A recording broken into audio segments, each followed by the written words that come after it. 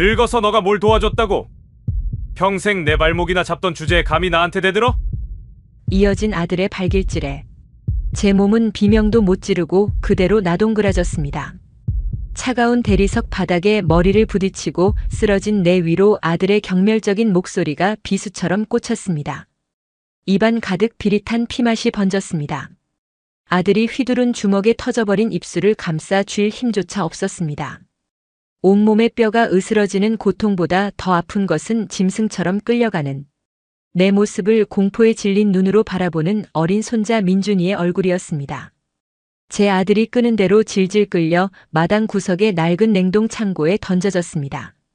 덜컹하고 자물쇠가 잠기는 소리, 그 소리가 제 남은 인생 전부를 송두리째 흔드는 거대한 폭풍의 시작이었음을 그때는 미처 알지 못했습니다. 사연 시작 전에 무료로 할 수 있는 좋아요를 눌러주시면 제게 큰 힘이 됩니다. 그리고 지금 어디서 무엇을 하며 이 이야기를 듣고 계신지 댓글로 남겨주시면 감사하겠습니다.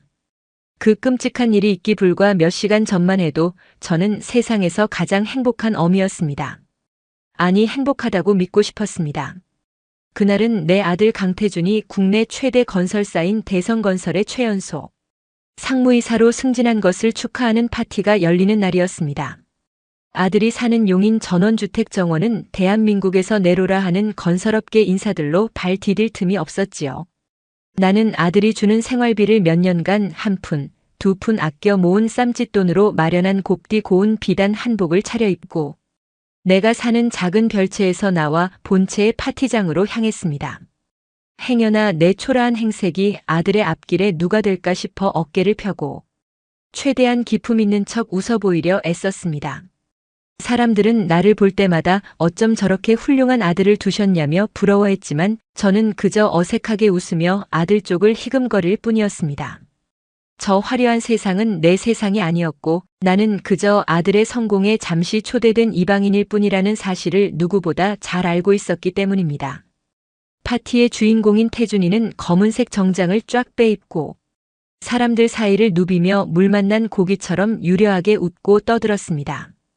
저 아이를 저 자리에 세우기 위해 내가 어떤 고생을 했던가. 남편이 세상을 떠나고 그가 남긴 이 집 일체를 담보로 대출을 받아 아들을 뒷바라지했습니다. 내 인생의 전부였던 작은 김치 공장을 운영하며 내 청춘을 고스란히 갈아 넣었지요. 하지만 아들은 건설사 상무로 성공하자마자 자신의 체면이 깎인다며 그 공장부터 처분하게 했습니다. 어머니, 이제 힘든 일 그만하시고 편히 쉬세요. 그 다정한 말 뒤에 김치 공장 여사장은 어머니를 부끄러워하는 시커먼 속내를 나는 모를 리 없었습니다. 그 후로 나는 사회적 역할을 잃고 아들이 주는 생활비에 의존하며 이 넓은 집의 작은 별채에 갇혀 지내는 신세가 되었습니다. 한참을 그렇게 아들을 바라보며 씁쓸한 감상에 젖어 있는데 태준이의 장인이자 전직 국세청장 출신인 조 국장이 무거운 얼굴로 내게 다가왔습니다. 최 여사님 드릴 말씀이 있습니다. 그의 얼굴에서 나는 직감했습니다. 무언가 아주 잘못되었다는 것을 우리는 정원 구석으로 자리를 옮겼습니다. 은혜가 강서방과 이혼하겠다고 합니다. 네, 이 이혼이라니요? 그게 대체 무슨 말씀이십니까? 사돈어른 강서방이 우리 은혜에게 손을 댔습니다. 한두 번이 아니었던 모양입니다. 어제는 갈비뼈가 부러져서 병원에 입원까지 했습니다. 머리를 한 대 세게 얻어맞은 듯 아무 소리도 들리지 않았습니다. 내 아들이 며느리를 상습적으로 폭행했다고 그럴 리가 없다. 나는 몇 달 전 은혜의 팔에서 시퍼런 멍자국을 본 적이 있었습니다. 어머님, 제가 칠칠 맞지 못해서 계단에서 굴렀어요. 그렇게 웃으며 말하던 며느리의 얼굴이 떠올랐습니다. 나는 정말 그 말을 믿었습니다. 아니, 믿고 싶었습니다. 이 집에서 벌어지는 끔찍한 진실을 마주할 용기가 없었던 겁니다. 사돈어른은 그런 내 마음을 꿰뚫어 보듯 말했습니다. 최 여사님께서 모르셨던 것이 아닙니다. 애써 외면하셨던 것이겠지요. 은혜는 최 여사님께서 충격받으실까봐 그 모진 매를 맞으면서도 혼자 끙끙 앓았던 겁니다. 그 말을 남기고 사돈어른은 차갑게 돌아섰습니다. 나는 그 자리에 못 박힌 듯 서서 저 멀리 사람들에게 둘러싸여 환하게 웃고 있는 아들의 모습을 바라보았습니다. 며느리의 희생, 아들의 이중성, 그리고 나의 비겁한 외면, 모든 것이 한꺼번에 나를 덮쳐왔습니다. 어떻게 파티가 끝났는지 기억나지 않습니다. 정신을 차렸을 때 나는 텅 빈 거실 소파에 홀로 멍하니 앉아 있었습니다. 태준이가 술에 취해 비틀거리며 들어왔습니다. 나는 자리에서 일어나 그의 앞을 막아섰습니다. 태준아, 너 대체 왜 이렇게까지 변해버린 거니? 내 아버지 살아계셨어도 이럴 수 있었을까? 내 말이 끝나자마자 아들의 눈빛이 순식간에 돌변했습니다. 방금 전까지 술에 취해 풀려있던 눈동자에 섬뜩한 칼날이 서는 것을 보았습니다. 아버지, 그 양반이 뭘 안다고 평생 나한테 해준 게 뭐가 있다고 뭐라고. 이 집도 내 아버지가 피땀 흘려 남기신 거고 내가 지금 누리는 모든 게 내 말이 채 끝나기도 전에 아들은 악에 바친 목소리로 내 말을 끊었습니다. 닥쳐, 당신이 뭘 알아? 혹시 내 서재라도 뒤졌어. 그래서 지금 나를 협박이라도 하는 거야. 아들의 그 말에 나는 심장이 덜컥 내려앉았습니다. 서재라니, 협박이라니, 나는 그저 며느리를 폭행한 아들을 나무하려던 것뿐인데 아들은 전혀 다른 이야기를 하고 있었습니다. 아들의 얼굴에는 당황과 분노, 그리고 무언가를 들켜버린 자의 극도의 불안감이 뒤섞여 있었습니다. 그 순간 나는 깨달았습니다. 내 아들에게는 며느리를 폭행한 것보다 더 끔찍한 비밀이 있다는 것을. 그 깨달음이 아들을 더욱 자극했습니다. 아들은 내가 자신의 치부를 알아챘다고 확신한 듯 이성을 완전히 잃어버렸습니다. 그래, 내가 괴물이다. 하지만 당신 같은 거머리한테 내 인생을 통째로 빨릴 수는 없지. 아들은 그렇게 소리치며 닥치는 대로 물건을 집어 던지기 시작했습니다. 값비싼 크리스털 잔이 바닥에 떨어져 산산조각이 나고 액자가 깨져나갔습니다. 그리고 그의 분노는 마침내 모든 것을 알아버렸다고 오해한 나를 향했습니다. 그날 밤 나는 평생 잊지 못할 지옥을 경험했습니다. 아들의 분노가 잦아들었을 때 내 몸은 만신창이가 되어 있었습니다. 하지만 아들은 거기서 멈추지 않았습니다. 의식을 잃어가는 나를 그는 짐승처럼 마당으로 끌고 나갔습니다. 그리고 그날 아들의 성공을 축하하던 화려한 전원주택에서 나는 한낱 짐승보다 못한 존재가 되어 차가운 창고에 갇히게 되었습니다. 어둠 속에서 나는 생각했습니다. 내 아들의 성공이 어째서 나에게는 이토록 끔찍한 불행의 시작이 되어야만 했을까? 무엇이 어디서부터 잘못된 것이었을까? 끝없는 질문만이 맴도는 절망의 밤이었습니다. 차가운 콘크리트 바닥에 냉기가 등골을 타고 올라와 온몸을 마비시키는 것 같았습니다. 창고 안은 칠흑 같은 어둠이었고 코를 찌르는 냉동기 기름 냄새가 숨을 막혔습니다. 한때 우리 가족이 김장철에 김치를 보관하던 그곳에서 나는 내 아들에 의해 짐승처럼 버려졌습니다. 아, 내가 낳고 기른 아들이 나에게 이런 짓을 차라리 꿈이었으면 좋겠다고 몇 번이나 생각했지만 뺨을 스치는 차가운 공기와 온몸을 옥죄는 통증이 이것이 지독한 현실임을 일깨워 주었습니다. 나는 어둠 속에서 지난 세월을 떠올렸습니다. 내 남편 강동철은 707 특전사 출신의 군인이었습니다. 6.25 전쟁 때 평양 탈환 작전에 참여했던 용맹한 전사였지요. 전역 후에는 작은 철물점을 운영하며 우리 가족을 먹여 살렸습니다. 비록 가난했지만 남편은 언제나 아들에게 말했습니다. 태준아, 너는 아버지처럼 힘으로만 사는 사람이 되지 마라. 공부해서 떳떳하게 사는 사람이 되어라. 남편의 그 말이 얼마나 간절했던지 나는 지금도 기억합니다. 하지만 태준이가 고등학교 2학년 때 남편이 교통사고로 세상을 떠났습니다. 갑작스러운 죽음이었습니다. 장례를 치르고 나니 손에 쥐어진 것은 이 집 한 채와 얼마 안 되는 보험금뿐이었습니다. 나는 울고 있을 시간이 없었습니다. 대학에 보내야 할 아들이 있었고 남편의 유언을 지켜야 했으니까요. 나는 이 집을 담보로 은행에서 5천만 원을 대출받았습니다. 그 돈으로 작은 김치 공장을 차렸습니다. 새벽 4시면 일어나 배추를 다듬고 양념을 버무리고 포장을 했습니다. 한겨울에도 찬물에 손을 담가 일했고 한여름에도 더운 작업장에서 땀을 뻘뻘 흘리며 일했습니다. 손가락 마디마디가 퉁퉁 부어올랐고 허리는 펴지지 않았지만 나는 악착같이 버텼습니다. 우리 태준이가 대학을 졸업하고 대기업에 취직하는 날까지 나는 단 하루도 쉬지 않았습니다. 아들은 명문대 건축공학과를 졸업하고 대성건설에 입사했습니다. 그 소식을 듣던 날 나는 남편의 영정 앞에 엎드려 울었습니다. 여보, 우리 태준이가 해냈어요. 당신 유언대로 떳떳한 사람이 됐어요. 하지만 아들의 성공은 곧 나의 끝을 의미했습니다. 아들은 회사에서 빠르게 승진했고 5년 만에 과장이 되었습니다. 그리고 전직 국세청장의 외동딸 조은혜와 결혼했습니다. 결혼식 날 나는 내가 입을 옷이 없어 고민했습니다. 평생 작업복만 입고 살았던 내게 제대로 된 예복이 있을 리 없었으니까요. 결국 나는 시장에서 10만 원짜리 기성복 한복을 샀습니다. 하지만 식장에 도착한 나는 입구에서 발걸음을 멈췄습니다. 화려한 드레스를 입은 하객들 사이에서 내 초라한 한복이 너무나 눈에 띄었기 때문입니다. 나는 식장 뒤편 구석에 조용히 앉아 있었습니다. 아들은 나를 신부 가족들에게 소개하지 않았습니다. 그저 잠깐 인사만 하고는 다른 하객들에게로 향했습니다. 나는 그날 깨달았습니다. 아들에게 나는 더 이상 자랑스러운 어머니가 아니라 숨기고 싶은 과거라는 것을 말입니다. 결혼 후 아들은 나에게 이용인 땅을 샀으니 어머니는 여기서 편히 쉬라고 했습니다. 그리고 김치 공장을 정리하라고 했습니다. 어머니, 이제 그만 힘든 일 하세요. 제가 생활비 드릴 테니까 편히 쉬세요. 그 말을 들을 때 나는 마음 한구석이 무너지는 것 같았습니다. 아들은 자신의 성공한 모습 옆에 김치 공장 여사장 어머니가 있는 것이 부끄러웠던 것입니다. 나는 평생을 바쳐 일궈온 공장을 헐값에 넘겼습니다. 그리고 이 전원주택 뒤편에 작은 별채로 들어왔습니다. 아들이 사는 본체와는 담장으로 분리된 작은 공간이었습니다. 처음 3년은 그래도 괜찮았습니다. 아들은 한 달에 한두 번씩 찾아와 안부를 물었고 며느리 은혜도 가끔 반찬을 만들어 갖다 주었습니다.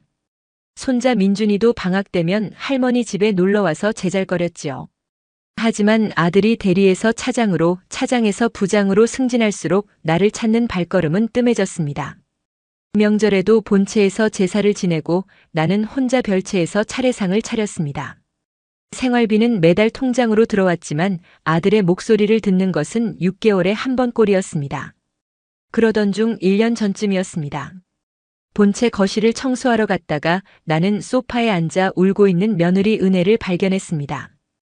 은혜야, 무슨 일이니? 괜찮니? 며느리는 깜짝 놀라 얼른 눈물을 닦으며 아무것도 아니에요. 어머님, 그냥 회사 일이 좀 힘들어서요. 라고 대답했습니다. 하지만 나는 그날 며느리의 팔에서 시퍼런 멍자국을 보았습니다. 긴팔 니트 옷자락이 살짝 올라가면서 드러난 손목 부분의 멍이었습니다. 은혜야, 그 팔은 어쩐 일이니? 며느리는 황급히 옷소매를 내리며 아이고요. 제가 칠칠 맞지 못해서 계단에서 굴렀어요. 괜찮아요, 어머님 라고 말했습니다. 나는 그 말을 믿었습니다. 아니, 믿고 싶었습니다. 내 아들이 며느리를 때렸다는 끔찍한 상상을 하고 싶지 않았던 것입니다. 그 후로도 몇 번 이상한 낌새를 느꼈습니다. 며느리가 한 달씩 친정에 가 있거나 민준이가 유난히 말이 없고 아빠 눈치를 보는 모습을 보았을 때 나는 뭔가 잘못되어 가고 있다는 것을 어렴풋이 알았습니다. 하지만 나는 외면했습니다. 내 아들이 설마 그럴 리 없다고, 내가 그렇게 키우지 않았다고 스스로를 속였습니다. 그리고 오늘 사돈어른 조 전 국세청장의 입을 통해 그 끔찍한 진실을 듣게 된 것입니다. 내 아들이 며느리를 1년 넘게 상습적으로 폭행해왔다는 사실을 말입니다. 창고 안어둠 속에서 나는 생각했습니다. 내가 언제부터 잘못된 걸까? 김치 공장을 운영하며 아들을 뒷바라지할 때 나는 아들에게 무엇을 가르쳤던가? 돈을 벌어 성공하는 것만 강조하고 사람을 대하는 마음은 가르치지 못한 것은 아닐까? 아들의 성공을 위해 내 모든 것을 희생하면서 아들에게 다른 사람의 희생을 당연하게 여기는 괴물을 만들어버린 것은 아닐까? 후회와 자책이 밀려왔습니다. 얼마나 지났을까? 굳게 닫힌 창고 문틈으로 작은 그림자가 어른거렸습니다. 어린 손자 민준이었습니다. 아이는 울음을 삼키느라 작게 들썩이는 어깨를 하고 제 작은 손에 든 우유 한 팩과 빵 봉지를 문틈으로 밀어 넣었습니다. 할머니, 이거라도. 목이 매는 소리에 나는 무너지는 가슴을 부여잡았습니다. 12살짜리 어린 것이 제 애비가 무서워 소리도 못 내고 할미를 챙기는 모습에 하늘이 무너지는 것 같았습니다. 나는 떨리는 손으로 빵 봉지를 받아들었지만 아무것도 목구멍으로 넘길 수가 없었습니다. 민준아 괜찮아, 할미는 괜찮아, 어서 들어가 자렴. 아빠한테 들키면 너도 혼나. 내 말이 채 끝나기도 전에 본체 현관문이 열리는 소리가 들렸습니다. 민준이는 화들짝 놀라 어둠 속으로 몸을 숨겼고 나는 숨을 죽였습니다. 아들 태준이었습니다. 그는 비틀거리며 마당으로 나오더니 창고 쪽을 향해 소리쳤습니다. 거기서 잘 생각해봐. 당신이 지금 누구 덕에 이 집에서 먹고 자는지. 입 다물고 쥐 죽은 듯이 살면 유혈 사태는 없을 테니까 그것은 협박이었습니다. 며느리 은혜의 폭행 사실을 외부에 알리지 말라는 명백한 경고였습니다. 그는 나를 어미가 아니라 자신의 비밀을 알고 있는 잠재적 폭탄으로 취급하고 있었습니다. 아들은 만족한 듯 비릿한 웃음을 흘리며 다시 집으로 들어갔습니다. 그가 사라지고 나서야 민준이가 다시 다가와 속삭였습니다. 할머니, 내가 엄마한테 전화할게요. 엄마가 할머니 구해줄 거야. 안 돼. 민준아, 절대 안 돼. 나는 나도 모르게 비명을 질렀습니다.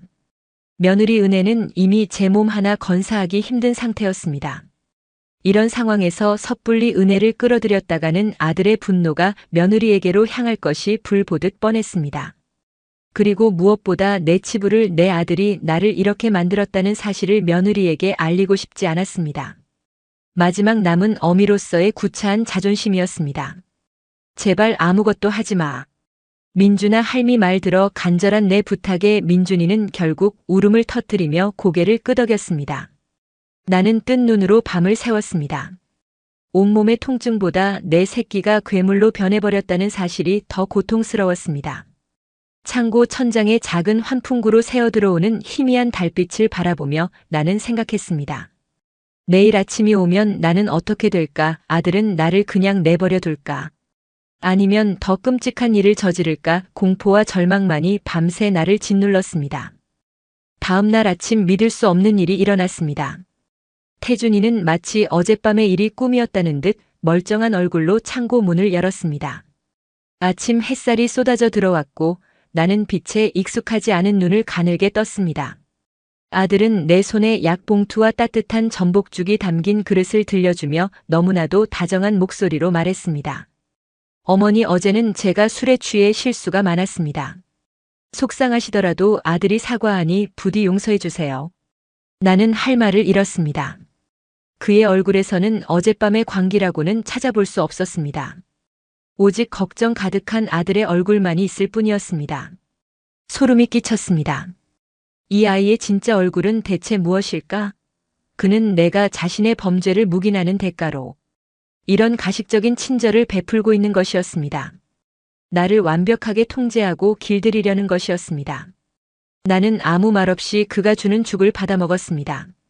저항할 힘도 의지도 없었습니다. 내가 할 수 있는 것은 오직 수능뿐이었습니다.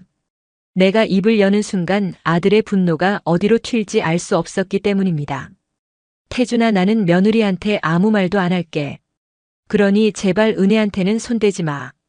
나는 떨리는 목소리로 간청했습니다. 아들은 만족스러운 미소를 지으며 고개를 끄덕였습니다. 어머니가 현명한 선택을 하셨네요. 그럼 우리 앞으로도 평화롭게 지내요. 그 말 속에 담긴 차가운 협박을 나는 너무나 잘 알 수 있었습니다. 그날 이후 내 삶은 완벽한 감옥이 되었습니다. 태준이는 아침 저녁으로 내 별채에 들러 내 안부를 확인했고 주말에는 보양식을 사와 함께 밥을 먹자고 했습니다. 겉으로 보기에는 세상에 둘도 없는 효자였습니다. 하지만 나는 알고 있었습니다. 그의 다정한 눈빛 뒤에 숨겨진 서늘한 감시의 눈길을 그는 내가 외부와 접촉하는지 며느리나 사돈댁에 연락하는지를 철저히 감시하고 있었습니다.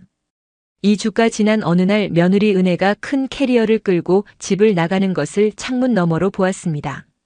민준이도 함께였습니다. 나는 급히 별채 문을 열고 나가려 했지만 태준이가 어느새 내 앞을 가로막았습니다. 어머니, 어디 가시게요? 은혜가 가는데 인사라도 해야지. 필요 없어요. 어차피 며칠 있으면 돌아올 테니까요. 아내가 좀 쉬고 싶다고 해서 친정에 보내는 거예요. 아들의 차가운 눈빛이 나를 제자리에 못 박았습니다. 나는 그저 멀어져가는 은혜와 민준이의 뒷모습을 바라볼 수밖에 없었습니다. 그 후로 2주 동안 집에는 태준이와 나 단둘뿐이었습니다. 그 2주가 지옥 같았습니다. 아들은 매일 내 별채로 와서 함께 저녁을 먹자고 했습니다. 식탁에 마주 앉아 밥을 먹는 동안 그는 회사 이야기를 했습니다. 어머니, 이번에 5천억짜리 재개발 프로젝트 수주했어요. 제가 책임자로 선정됐다고요. 곧 전무로 승진할 것 같아요. 그 말을 들으며 나는 속으로 생각했습니다. 이 아이는 지금 자신의 성공을 자랑하는 건가? 아니면 내가 함부로 입을 놀릴 수 없을 만큼 큰 사람이 되었다는 것을 보여주는 건가 말입니다. 어느 날 저녁이었습니다. 태준이가 평소와 달리 소주를 한 병 들고 왔습니다. 어머니, 오늘은 아들이랑 한잔하시죠. 나는 고개를 저었습니다. 나는 술 못 마시는 거 알잖니? 알아요. 그래도 오늘은 특별한 날이니까요. 나는 불길한 예감이 들었습니다. 무슨 특별한 날이냐고 묻자 아들은 빙그레 웃으며 대답했습니다. 은혜가 이혼하겠다는 서류를 보내왔어요. 오늘 받았거든요. 내 심장이 철렁 내려앉았습니다. 그래서 너는 어떻게 할 거니? 물론 거부하죠. 제가 왜 이혼을 해야 하는데요? 은혜 없이는 제 출세길이 막힌다고요. 장인 되시는 분이 전직 국세청장이신데 그 배경을 놓칠 수는 없죠. 아들의 말에 나는 소름이 끼쳤습니다. 그는 며느리를 한 사람의 인간으로 보는 것이 아니라 자신의 출세를 위한 도구로만 생각하고 있었습니다. 태준아, 그래도 은혜는 내 아내고 민준이 엄마야. 어떻게 그렇게 차갑게 그래서요? 아들은 소주잔을 비우며 차갑게 말했습니다. 어머니는 세상 물정을 몰라서 그래요. 요즘 세상이 얼마나 각박한데요. 내가 이 자리까지 오는데 얼마나 많은 것을 희생했는지 아세요? 밤새워 일하고 상사한테 아부하고 경쟁자들 뒤통수 치고 그렇게 올라온 건데 고작 아내 하나 때문에 무너질 수는 없죠. 나는 더 이상 아무 말도 할 수 없었습니다. 내 앞에 앉아있는 이 사람은 내가 아는 아들이 아니었습니다. 완전히 낯선 괴물이었습니다. 아들은 소주를 계속 마시며 중얼거렸습니다. 제가 뭘 잘못했다고 그래요. 아내한테 돈도 많이 벌어다 주고 좋은 집에 살게 해주고 아들 좋은 학교 보내주는데 그게 뭐가 잘못됐어요? 가끔 화가 나서 손찌검한 게 그렇게 큰 죄예요? 남자들은 다 그렇게 사는 거 아닌가요? 나는 참을 수 없어 소리쳤습니다. 아니다, 태준아. 남자들이 다 그렇게 사는 게 아니야. 내 아버지는 평생 나한테 손 하나 안 대셨어. 힘든 일 있어도 술로 푸시지 나한테 화풀이 안 하셨단 말이야. 내 말에 아들의 표정이 순간 일그러졌습니다. 아버지 맨날 아버지 이야기만 하시네. 그 양반이 뭘 그렇게 잘했다고 평생 철물점 하나 운영하다가 교통사고로 죽은 게 자랑이에요? 저는 아버지처럼 살고 싶지 않아요. 저는 성공한 사람으로 살고 싶다고요. 아들의 말에 나는 가슴이 무너지는 것 같았습니다. 그는 자신의 아버지를 평생 가족을 위해 묵묵히 일했던 남편을 실패자로 생각하고 있었습니다. 그리고 그런 아버지를 닮지 않기 위해 괴물이 되는 길을 선택한 것입니다. 술이 취한 아들은 비틀거리며 자리에서 일어났습니다. 어머니, 오늘 대화는 여기까지 할게요. 앞으로도 계속 입 다물고 계세요. 그럼 편하게 사실 수 있을 테니까요. 그 말을 남기고 아들은 본체로 돌아갔습니다. 나는 혼자 남은 별채에서 한참을 멍하니 앉아 있었습니다. 남편의 영정 사진을 꺼내 들었습니다. 여보, 내가 우리 아들을 잘못 키운 걸까요? 당신 같은 사람으로 키우려 했는데 왜 이렇게 돼버린 걸까요? 눈물이 주르륵 흘러내렸습니다. 그날 밤 나는 잠을 이룰 수가 없었습니다. 이대로는 안 되겠다는 생각이 들었습니다. 누군가에게 도움을 요청해야 한다고 생각했습니다. 하지만 누구에게? 사돈 어른께? 아니면 경찰에? 하지만 내가 신고하면 아들의 인생이 끝장난다. 그리고 무엇보다 아들이 더 극단적인 선택을 할까봐 두려웠습니다. 나는 결국 아무것도 하지 못했습니다. 그저 하루하루를 버티며 살아갈 뿐이었습니다. 일주일 후 며느리 은혜와 민준이가 돌아왔습니다. 나는 반가운 마음에 본체로 가려 했지만 태준이가 막아섰습니다. 어머니, 며느리가 피곤하대요. 좀 쉬게 내버려 두세요. 나는 할 수 없이 별채에서 창문 너머로 은혜를 바라보았습니다. 며느리의 얼굴은 살이 많이 빠져 있었고 눈가에는 다크서클이 가득했습니다. 민준이도 예전처럼 밝은 표정이 아니었습니다. 두 사람 모두 무언가에 짓눌린 듯 고개를 떨구고 집으로 들어갔습니다. 나는 그 모습을 보며 가슴이 찢어지는 것 같았습니다. 저 두 사람을 구해줘야 하는데 나는 아무것도 할 수 없었습니다. 그렇게 1개월이 흘렀습니다. 집안의 공기는 날이 갈수록 무거워졌습니다. 태준이는 여전히 겉으로는 다정한 남편과 아들 노릇을 했지만 집 안에는 보이지 않는 폭력이 가득했습니다. 은혜는 거의 말을 하지 않았고 민준이는 학교에서 돌아오면 곧장 자기 방으로 들어가 나오지 않았습니다. 나는 별채에 갇혀 이 모든 것을 지켜볼 수밖에 없었습니다.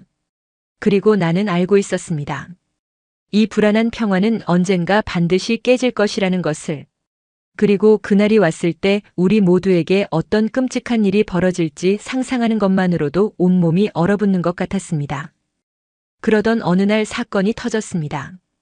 그날따라 태준이는 이른 아침부터 온 집안을 뒤집어 놓을 듯이 샅샅이 뒤지고 있었습니다. 그의 얼굴은 평소의 냉정함을 잃고 무언가에 극도로 쫓기는 사람처럼 창백하게 질려 있었습니다. 별채 창문으로 보니 그는 닥치는 대로 서랍을 열고 책을 쏟아내며 무언가를 찾고 있었습니다. 본체 거실, 침실, 심지어 민준이 방까지 모조리 뒤집어지고 있었습니다. 은혜와 민준이는 겁에 질린 얼굴로 거실 한쪽 구석에 움츠려 앉아 있었습니다. 나는 불안한 마음에 별채 문을 열고 본체로 향했습니다. 거실로 들어서자마자 나는 말문이 막혔습니다. 집안은 난장판이었습니다. 소파 쿠션은 모두 벗겨져 있었고 책장의 책들은 바닥에 널브러져 있었으며 서랍이란 서랍은 모두 열려 있었습니다. 태준이는 제 서재를 뒤지고 있었습니다. 그의 손은 미친 듯이 움직였고 입술은 파르르 떨리고 있었습니다. 태준아, 무슨 일이니? 뭘 그렇게 찾니? 내 목소리에 태준이가 휙 돌아보았습니다. 그의 눈은 의심과 분노로 이글거리고 있었습니다. 내 서재 들어온 적 있어요. 서재라니 내 허락 없이는 본체에 가지도 않는 거 알지 않니? 정말이에요. 정말 본 적 없어. 태준이는 나를 다그치며 한 발짝 다가왔습니다. 나는 뒷걸음질치며 간신히 대답했습니다. 그래, 정말이다. 대체 뭘 잃어버렸기에 그러니? USB 내 USB가 사라졌어. USB. 나는 그가 말하는 USB가 무엇인지 알 수 없었습니다. 하지만 그 단어를 내뱉는 아들의 얼굴에 스친 극도의 공포를 보고 나는 그것이 보통 물건이 아님을 직감했습니다. 아들은 미친 사람처럼 제 머리를 뜯으며 중얼거렸습니다. 없어, 어디에도 없어. 그게 없으면 나는 끝장이야. 혼잣말을 하던 아들의 시선이 문득 나에게로 향했습니다. 그 눈빛은 지난번 나를 폭행했을 때와 같은 모든 것을 의심하고 파괴하려는 광기로 가득 차 있었습니다. 그는 천천히 내게 다가오며 얼음장같이 차가운 목소리로 말했습니다. 어머니, 정말 당신이 아니에요. 태준아, 내 뒤를 캐고 다니는 건 아니냐? 이 말입니다. 나를 협박해서 돈이라도 뜯어내려고 당신이 내 인생을 망치려고 작정했어. 무슨 소리니? 그게 내가 왜 내 인생을 망쳐? 나는 내 엄마야. 나는 억울함에 소리쳤습니다. 하지만 내 외침은 아들에게 닿지 않았습니다. 아들의 머릿속은 이미 어머니가 내 USB를 훔쳤다는 망상으로 가득 차 있었습니다. 그는 내 팔을 거칠게 움켜쥐고 나를 벽으로 밀어붙였습니다. 솔직히 말해, 어디다 숨겼어? 말하지 않으면 지난번보다 더한 일을 당할 줄 알아. 나는 공포에 질려 부들부들 떨었습니다. 지난 밤의 끔찍한 기억이 온몸을 덮쳐왔습니다. 아니라고 나는 아무것도 모른다고 말해야 했지만 입술이 떨어지지 않았습니다.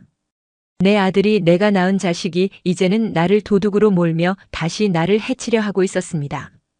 그의 소나기 힘이 점점 더 강해지고 숨이 막혀왔습니다. 그 순간 내 머릿속에 단 하나의 생각만이 스쳐 지나갔습니다. 여기서 벗어나야 한다. 이대로 있다가는 정말 죽을지도 모른다. 하지만 어떻게 내 힘으로는 이 괴물을 당해낼 수 없었습니다. 절망이 내 목을 조여오는 그 순간 나는 보았습니다. 거실 구석에서 겁에 질린 채 이쪽을 바라보는 손자 민준이의 얼굴을. 그리고 그 아이의 손에 작은 핸드폰이 들려있는 것을 말해 내 USB 어디다 숨겼어. 아들의 눈은 더 이상 인간의 것이 아니었습니다. 자신의 비밀을 지키기 위해 어미마저 해치려는 이성을 잃은 맹수의 눈이었습니다. 나는 공포에 질려 뒷걸음질 쳤지만 등 뒤에 차가운 벽이 더 이상의 도망을 허락하지 않았습니다. 아들은 내 양 어깨를 강철 같은 손으로 움켜쥐고 금방이라도 부서뜨릴 듯이 흔들어대며 으르렁거렸습니다. 정말 몰라줘아. 모른다면 알게 해주지.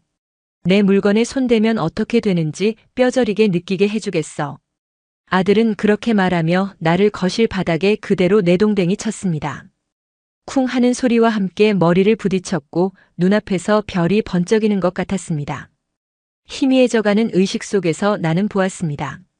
아들이 거실 한쪽에 놓인 골프채를 집어드는 것을. 그가 회사 임원들과 골프 모임이 있다며 새로 산 비싼 골프채였습니다. 태준아, 안 돼. 제발. 내 애원이 닿기도 전에 서늘한 쇳덩이가 내 다리를 향해 날아들었습니다. 윽하는 비명과 함께 정강이 뼈가 부서져 내리는 듯한 극심한 고통이 온몸을 관통했습니다. 나는 바닥을 구르며 신음했지만 아들의 폭력은 멈추지 않았습니다. 등, 어깨, 팔 닥치는 대로 골프채를 휘둘렀습니다. 한때는 세상을 다 가진 듯 자랑스러웠던 내 아들이 이제는 나를 죽이려 하고 있었습니다. 멀리서 민준이의 울음소리가 들렸습니다. 아빠, 그만해요. 할머니 죽어요. 하지만 아들은 손자의 울음소리조차 듣지 못하는 듯 했습니다. 얼마나 맞았을까. 온몸의 감각이 무뎌지고 고통조차 느껴지지 않을 무렵이었습니다. 아들은 거친 숨을 몰아쉬며 골프채를 집어던지더니 내 머리채를 휘어잡고 질질 끌기 시작했습니다. 카펫, 대리석 바닥, 그리고 차가운 흙마당을 지나는 동안 내 몸은 무력하게 끌려갔습니다. 내가 있어야 할 자리는 여기가 아니야. 내 분수에 딱 맞는 곳으로 보내주지. 아들은 나를 마당 구석에 있는 낡은 냉동 창고 안으로 던져 넣었습니다. 그리고는 밖에서 둔탁한 소리와 함께 자물쇠를 잠가버렸습니다. 덜컹. 그 소리는 내 남은 인생에 대한 사형 선고처럼 들렸습니다. 어둠 속에서 나는 웅크린 채 가쁜 숨을 몰아쉬었습니다. 온몸이 부서질 듯 아팠지만 그보다 더한 절망이 나를 짓눌렀습니다. 이번에는 정말 끝이구나. 아들은 나를 여기서 굶겨 죽이려는 게 아닐까? 그런 생각이 들자 온몸에 소름이 돋았습니다.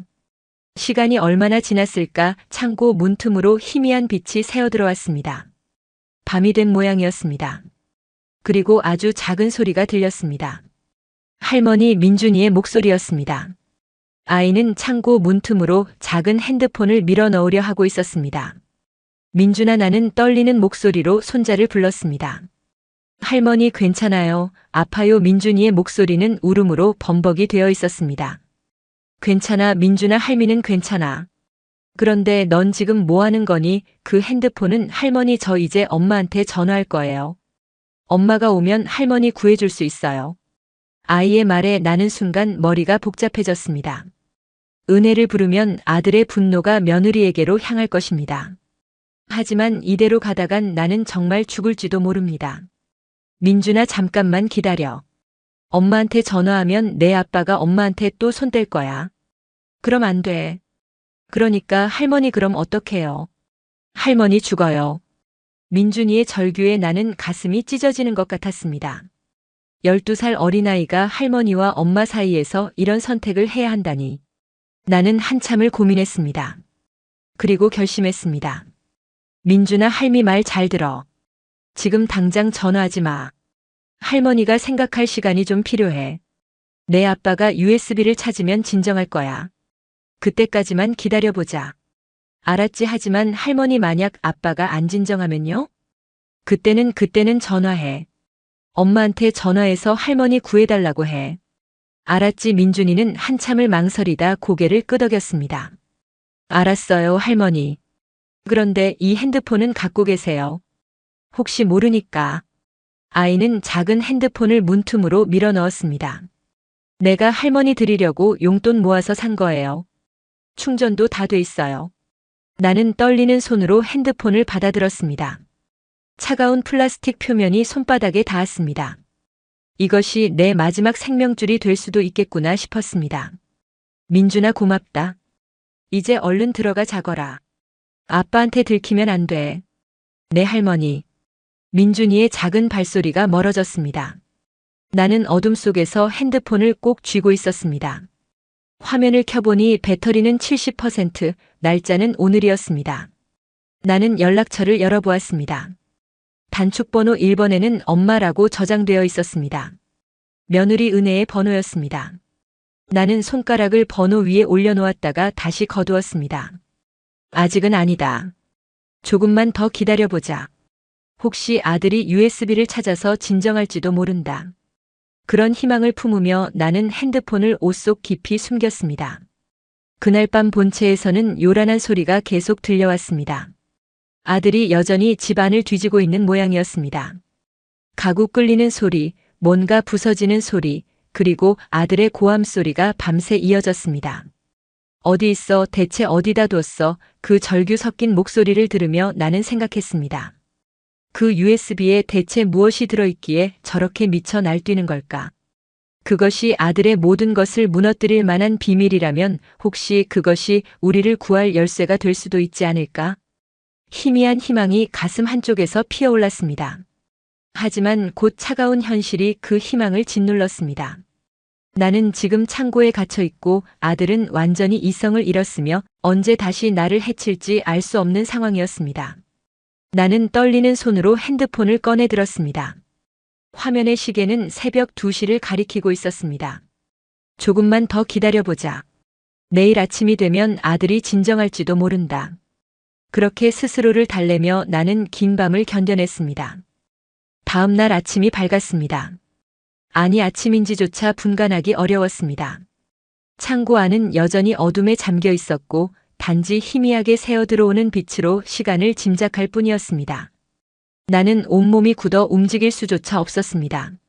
어젯밤 골프채에 맞은 곳곳에서는 피가 굳어 옷에 들러붙었고 숨을 쉴 때마다 갈비뼈가 비명을 질렀습니다. 입술은 바짝 말라붙었고 목구멍에서는 불덩이가 타는 것 같았습니다. 물 한 모금만 마실 수 있다면. 그런 생각뿐이었습니다. 본체에서 요란한 소리가 들려왔습니다. 문 쾅 닫는 소리, 무언가 깨지는 소리, 그리고 아들의 고함 소리가 뒤섞여 들렸습니다. 찾았어, 아직도 못 찾았어, 미치겠네, 대체 어디 있는 거야? 아들은 밤새 USB를 찾지 못한 모양이었습니다. 그의 목소리는 어제보다 더욱 날카롭고 절박했습니다. 완전히 제정신이 아닌 사람의 목소리였습니다. 나는 공포를 느꼈습니다. 저 상태로 아들이 다시 창고로 온다면 이번에는 정말 나를 죽일지도 모른다는 생각이 들었습니다. 얼마나 시간이 흘렀을까 문득 본체가 조용해졌습니다. 불길한 고요였습니다. 폭풍 전야의 정적 같았습니다. 나는 숨을 죽이고 귀를 기울였습니다. 그때 발소리가 들렸습니다. 천천히 그리고 무겁게 이쪽으로 다가오는 발소리였습니다. 창고 문 앞에서 발소리가 멈췄습니다. 나는 온몸이 얼어붙는 것 같았습니다. 문 밖에서 아들의 목소리가 들려왔습니다. 어머니 거기 계시죠? 마지막으로 한 번만 더 물을게요. 내 USB 어디 있어요? 솔직히 말하면 용서해 드릴게요. 나는 떨리는 목소리로 대답했습니다. 태준아 정말 모른다.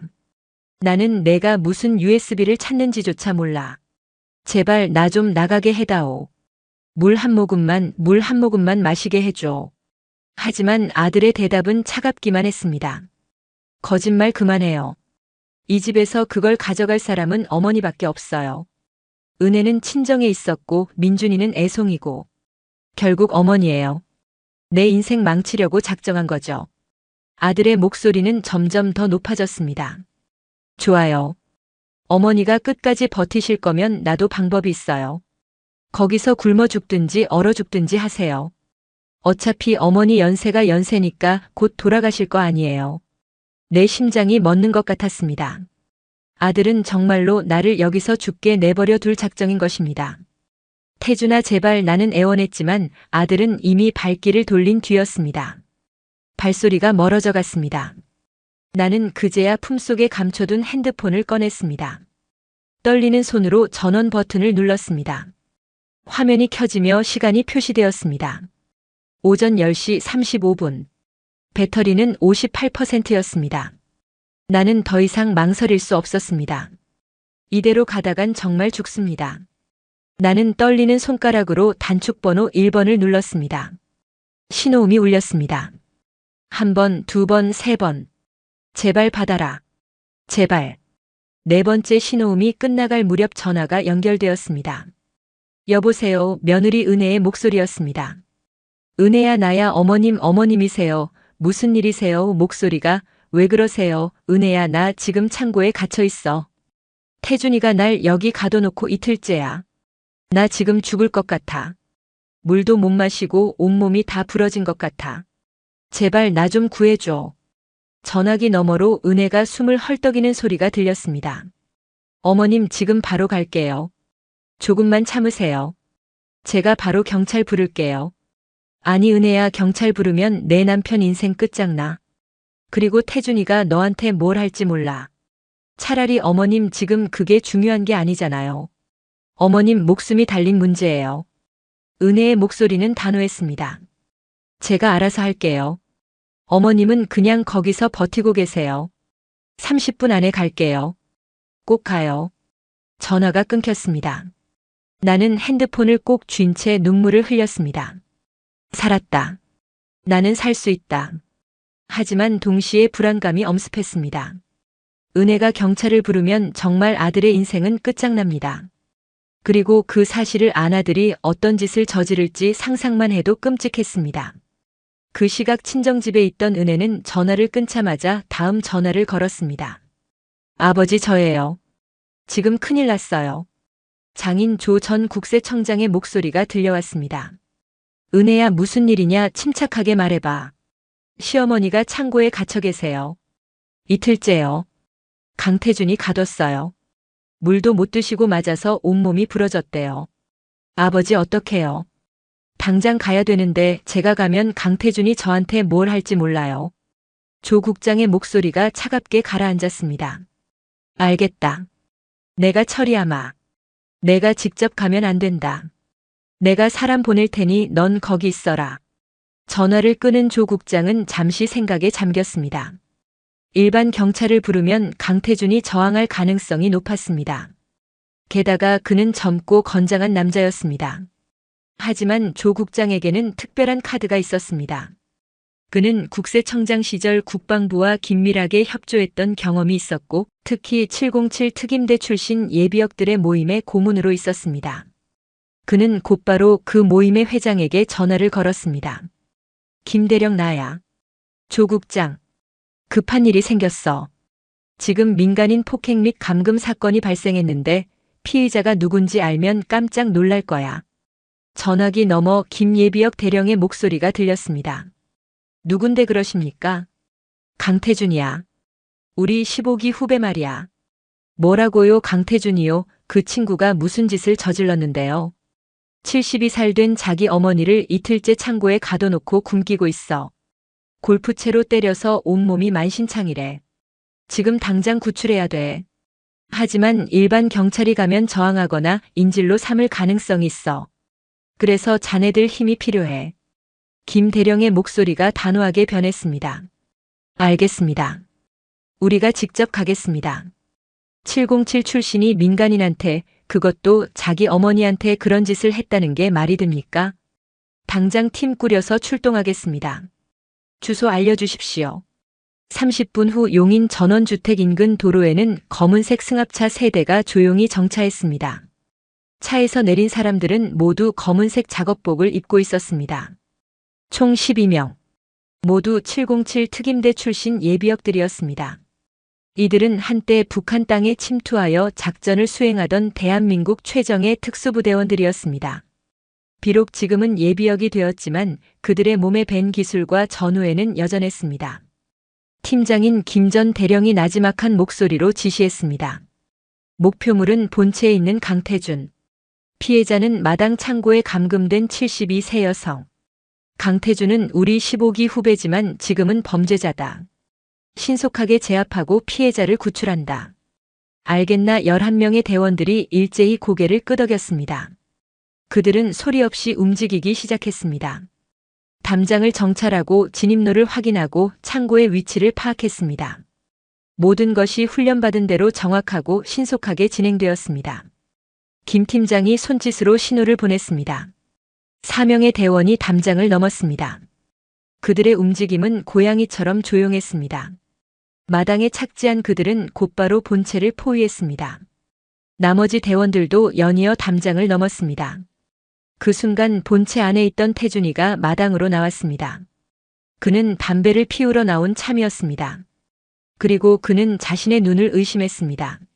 마당에 검은 옷을 입은 남자들이 서 있었습니다.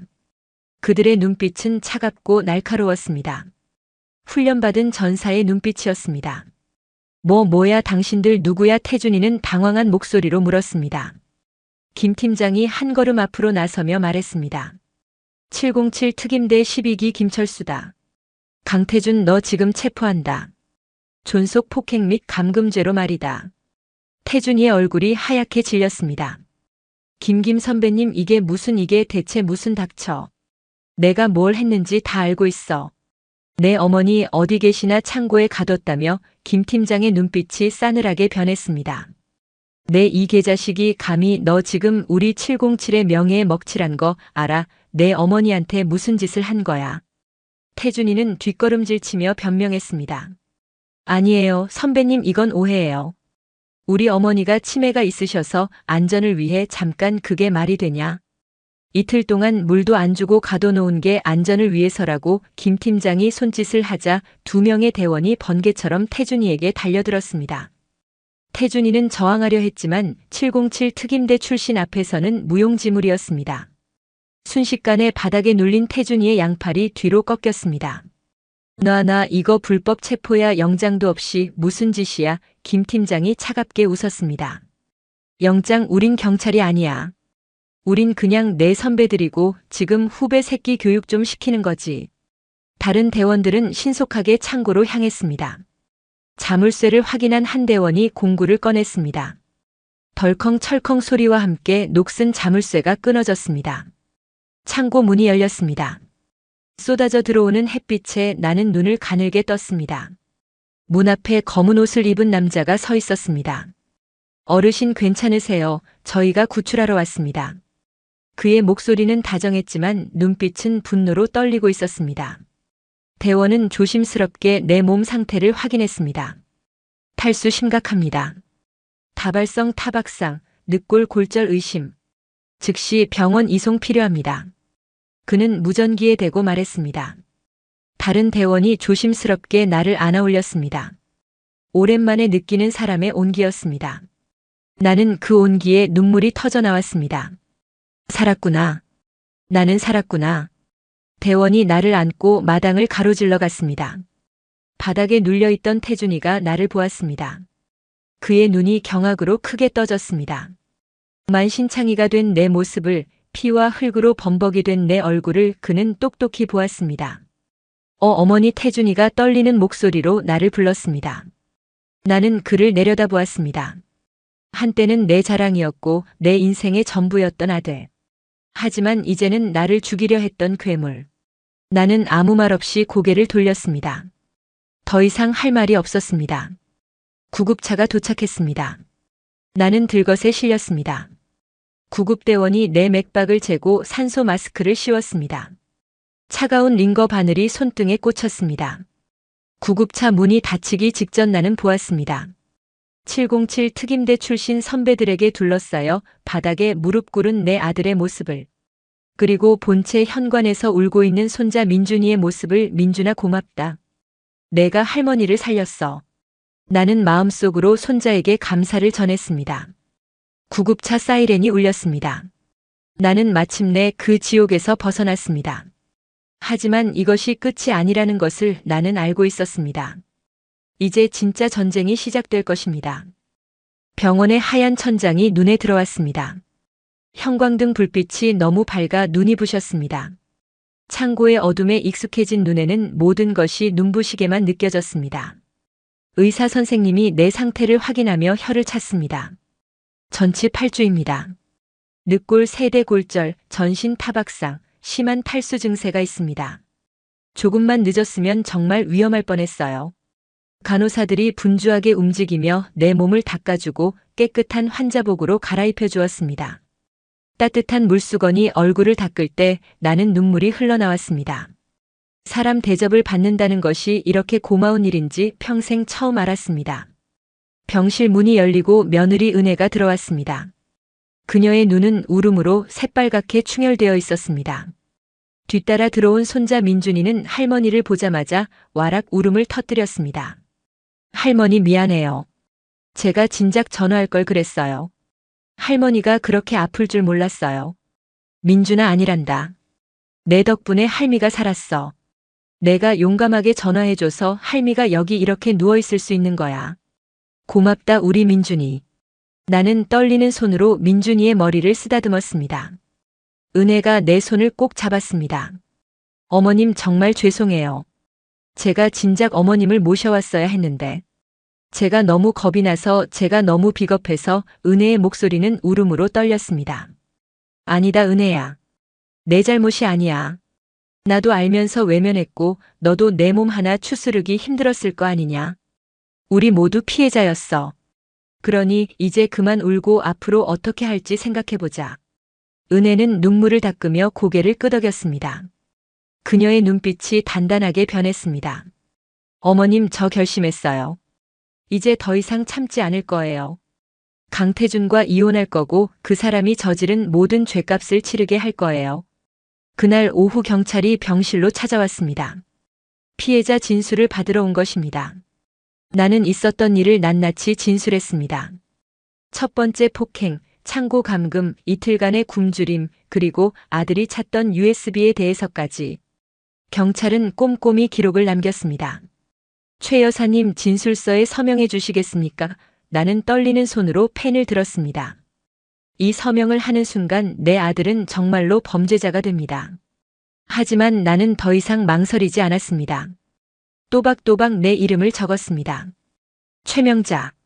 이것은 한 명의 피해자로서 내가 할 수 있는 첫 번째 저항이었습니다. 다음 날 아침 뉴스에서 충격적인 소식이 보도되었습니다. 대성건설 강태준 상무이사 72 새 노모 폭행 및 감금 혐의로 긴급 체포. 건설업계 발칵 손자가 신고 707 특임대 출신 선배들이 직접 구출 나서 병실 TV 화면에는 강태준의 사진과 함께 용인 전원주택의 모습이 나왔습니다. 기자들은 앞다투어 이 사건을 보도했습니다. 성공한 건설사 임원이 자신의 노모를 창고에 가둬 학대했다는 충격적인 사실에 온 나라가 들썩였습니다. 특히 피의자가 707 특임대 출신이라는 사실에 여론은 더욱 악화되었습니다. 나라를 위해 싸운 특수부대 출신이 자기 어머니를 학대했다니 말이 되냐는 비난이 쏟아졌습니다. 대성건설은 즉각 성명을 발표했습니다.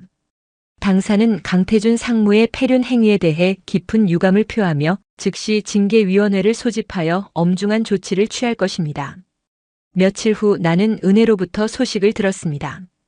대성건설 징계위원회가 열렸고 강태준은 즉시 해고 처분을 받았다고 합니다. 15년간 쌓아올린 경력이 단 하루 만에 무너진 것입니다.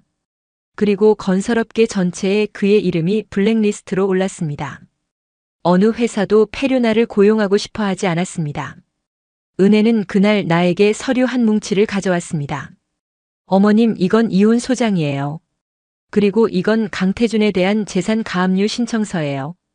어머님께서 피해자시니까 어머님 명의로 신청하려고 해요. 나는 서류를 받아들었습니다. 재산 가압류 그게 뭐냐 쉽게 말하면 강태준의 모든 재산을 묶어버리는 거예요. 집도 차도 예금도 전부요.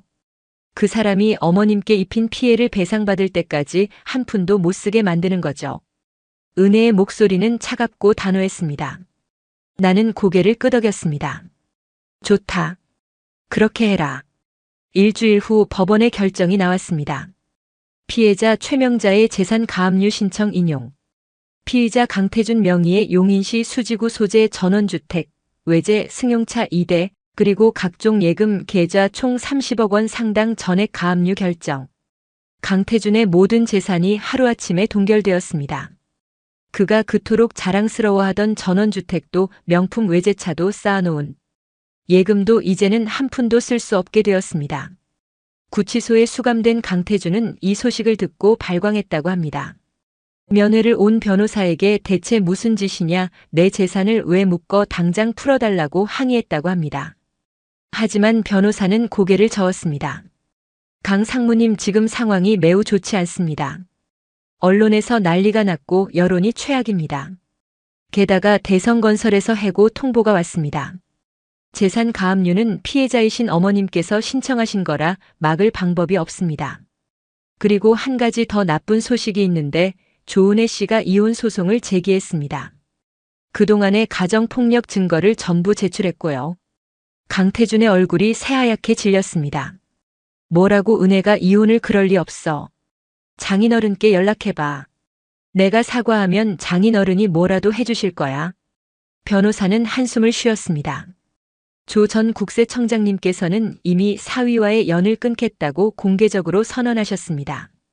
오히려 따님인 조은혜 씨 편에 서서 강 상무님을 고소하겠다고 하셨어요. 강태준은 그 자리에 주저앉았습니다. 모든 것이 무너지고 있었습니다.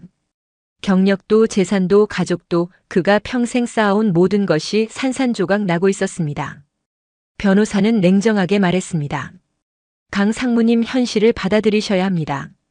지금 상황에서는 형량을 최대한 줄이는 데 집중하는 게 최선입니다. 어머님께 진심으로 사과하고 합의를 보려고 노력하는 수밖에 없어요. 하지만 강태준은 변호사의 말을 받아들이지 않았습니다. 아니야. 합의 같은 건 없어. 내가 왜 사과를 해? 내가 뭘 잘못했어? 다 우리 어머니가 꾸민 짓이야. 내 USB를 훔쳐놓고 나를 함정에 빠뜨린 거라고. 변호사는 한숨을 쉬며 면회실을 나섰습니다. 저 사람은 끝까지 자신의 잘못을 인정하지 않을 것 같았습니다. 며칠 후 구치소 면회실 CCTV 영상이 언론에 공개되었습니다. 누가 유출했는지는 모르지만 그 영상은 순식간에 인터넷에 퍼졌습니다. 영상 속에서 강태준은 변호사에게 소리를 지르고 있었습니다. 돈으로 막든 협박을 하든 어떻게든 해결해야지. 내 재산이 다 묶였다고, 회사에서도 잘렸다고. 이게 말이 돼? 당장 뭐라도 해. 변호사의 대답도 녹음되어 있었습니다. 강 상무님, 진정하십시오. 지금 상황이 매우 안 좋습니다. 피해자분께서 모든 증거를 쥐고 계시고 조은혜 씨도 이혼 소송의 상습 폭행 증거를 제출하셨습니다. 솔직히 말씀드리면 합의 없이는 중형이 불가피합니다. 거짓말, 우리 엄마가 그럴 리 없어. 그 여자가 시킨 게 분명해. 우리 엄마는 평생 내 편이었어. 영상을 본 네티즌들은 분노했습니다. 저 인간은 아직도 정신을 못 차렸네. 자기 어머니를 창고에 가둬놓고도 어머니 편이었다니 소름 돋는다. 저런 인간이 대기업 임원이었다니 믿기지 않는다. 무기징역 때려야 해. 여론은 점점 더 악화되었습니다. 나는 병실에서 그 영상을 보았습니다. 우리 엄마는 평생 내 편이었어. 아들의 그 말이 가슴에 비수처럼 꽂혔습니다. 맞다. 나는 평생 내 편이었다. 내가 무슨 짓을 하든 너를 감싸고 돌았다. 그것이 모성이라고 믿었으니까. 하지만 그 맹목적인 사랑이 너를 괴물로 만들었구나. 은혜가 내 손을 잡았습니다. 어머님, 괜찮으세요? 저 영상 보시면 안 되는 건데. 나는 고개를 저었습니다. 아니다. 봐야 해. 내가 제대로 봐야 마음을 굳게 먹을 수 있어. 은혜야, 너 아까 뭐라고 했지? 상습 폭행 증거를 제출했다고. 내 어머님. 제가 그동안 맞았던 기록들을 다 모아뒀어요. 병원 진료 기록, 상처 사진, 깨진 물건들 사진 전부요. 이제는 더 이상 숨기지 않을 거예요. 강태준이 얼마나 끔찍한 사람인지 세상에 다 보여줄 거예요. 나는 며느리의 손을 꼭 잡았습니다. 고생했구나, 은혜야. 얼마나 힘들었을까.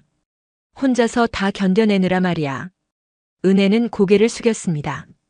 처음에는 참으면 나아질 줄 알았어요. 제가 더 잘하면, 더 이해해주면 그 사람도 변할 줄 알았어요. 하지만 아니었어요. 그 사람은 점점 더 심해졌어요. 마지막에는 민준이 앞에서까지 저를 때렸어요. 그때 깨달았어요. 이대로는 안 되겠다고. 민준이를 이런 환경에서 키울 수는 없다고. 그래서 증거를 모으기 시작했어요. 언젠가는 써먹을 날이 올 거라고 믿으면서요. 나는 며느리를 꼭 안아주었습니다. 이제 다 끝났다. 우리 이제 새로 시작하자. 은혜는 내 품에서 한참을 울었습니다. 2주가 지나고 나는 퇴원할 수 있었습니다. 부러진 뼈는 아직 완전히 붙지 않았지만 집에서 요양하며 회복할 수 있다고 의사 선생님이 말씀하셨습니다. 퇴원하는 날 은혜와 민준이가 나를 마중 나왔습니다. 어머님 어디로 모실까요? 친정으로 가실래요? 아니면 제가 다른 곳을 구할까요? 저 용인 집으로 가고 싶구나. 어머님 하지만 거긴 지금 가압류되어 있고 그곳에서 안 좋은 일들이 많았잖아요. 나는 고개를 저었습니다. 그래도 거긴 내 집이야. 내 남편이 피땀 흘려 마련한 집이고 나는 거기서 다시 시작하고 싶어. 새로운 시작을 말이야. 은혜는 잠시 망설이다 고개를 끄덕였습니다. 알겠어요, 어머님. 그럼 우리 셋이서 함께 살아요. 그곳을 새로운 집으로 만들어요. 차는 용인으로 향했습니다. 익숙한 풍경이 눈에 들어왔습니다. 하지만 이제는 달랐습니다. 이제 이곳은 공포의 장소가 아니라 우리의 새로운 시작점이 될 것입니다. 차가 집 앞에 멈췄습니다. 문을 열고 들어서니 집은 생각보다 깨끗했습니다. 은혜가 미리 청소업체를 불러 정리를 해놓은 모양이었습니다. 그날 밤 우리 세 사람은 거실에 모여 앉았습니다. 따뜻한 된장찌개와 밥상을 차려놓고 함께 식사를 했습니다. 평범한 풍경이었지만 그것이 얼마나 소중한지 우리는 모두 알고 있었습니다. 민준이가 밥을 먹으며 물었습니다. 할머니, 이제 우리 계속 함께 살 수 있는 거죠? 그래, 민준아. 이제 할미랑 엄마랑 너랑 셋이서 행복하게 살 거야. 민준이는 환하게 웃었습니다. 오랜만에 보는 아이의 밝은 웃음이었습니다. 나는 생각했습니다. 이제 진짜 싸움이 시작될 것이다. 하지만 우리는 이길 것이다. 반드시 이길 것이다. 퇴원 후 3일째 되는 날 낯선 방문객이 찾아왔습니다. 단정한 양복을 입은 50대 중반의 남자였습니다. 그는 명함을 건네며 정중하게 인사했습니다. 처음 뵙겠습니다. 저는 법무법인 정도의 박민수 변호사입니다. 고 강동철 회장님의 유언 집행을 맡고 있습니다. 강동철, 그것은 내 남편의 이름이었습니다. 나는 어리둥절한 표정으로 박 변호사를 바라보았습니다. 유언이라니요? 남편이 무슨 유언을 남겼다는 겁니까? 남편은 갑작스러운 교통사고로 돌아가셨는데 유언을 남길 시간이 있었을 리 없습니다. 박 변호사는 조심스럽게 입을 열었습니다. 고인께서는 교통사고가 나기 6개월 전에 제게 찾아오셨습니다. 그리고 특별한 유언장을 작성하셨습니다. 조건부 유언이었죠. 최 여사님, 저는 이 유언장을 15년간 보관하고 있었습니다. 고인께서는 이렇게 말씀하셨습니다. 만약 내 아들 태준이가 어머니를 끝까지 잘 모시고 효도한다면 이 유언장은 영원히 봉인된 채로 남을 것이다. 하지만 만약 아들이 그 도리를 저버리고 어머니께 폐륜을 저지른다면 그때 이 유언을 세상에 공개하라고 하셨습니다. 나는 숨이 막혔습니다. 남편이 이미 15년 전에 모든 것을 예견했다는 말입니까? 박 변호사는 가방에서 낡은 서류 봉투 하나를 꺼냈습니다. 봉투는 노랗게 바랬고 붉은색 실로 단단히 봉인되어 있었습니다. 봉인 위에는 남편의 도장이 선명하게 찍혀 있었습니다. 최 여사님, 이제 이 봉인을 뜯을 때가 왔습니다. 박 변호사는 조심스럽게 붉은 실을 풀었습니다. 봉투 안에서 여러 장의 서류가 나왔습니다. 가장 위에는 남편의 자필 편지가 있었습니다. 나는 떨리는 손으로 편지를 펼쳤습니다. 남편의 익숙한 글씨가 눈에 들어왔습니다. 명자에게. 이 편지를 읽고 있다는 것은 내가 가장 우려했던 일이 일어났다는 뜻이요. 우리 태준이가 당신을 괴롭혔다는 뜻이겠지. 나는 오래전부터 알았소. 우리 아들에게는 위험한 면이 있다는 것을. 어린 시절부터 보였소. 자기가 원하는 것을 얻지 못하면 폭력적으로 변하는 모습을. 친구들을 대하는 냉정함, 약한 것들을 괴롭히는 잔인함. 나는 그것을 바로잡으려 애썼지만 내 능력이 부족했소. 그리고 무엇보다 당신이 아들을 너무 감싸서 제대로 된 교육을 할 수 없었소. 그것이 내 평생의 후회요. 나는 당신이 아들에게 너무 많은 것을 희생할까봐 두려웠소. 그래서 이런 장치를 마련해 두었소. 내가 남긴 재산은 겉으로는 아들 명의로 되어 있지만 실제로는 차명 계좌요. 진짜 소유주는 나요.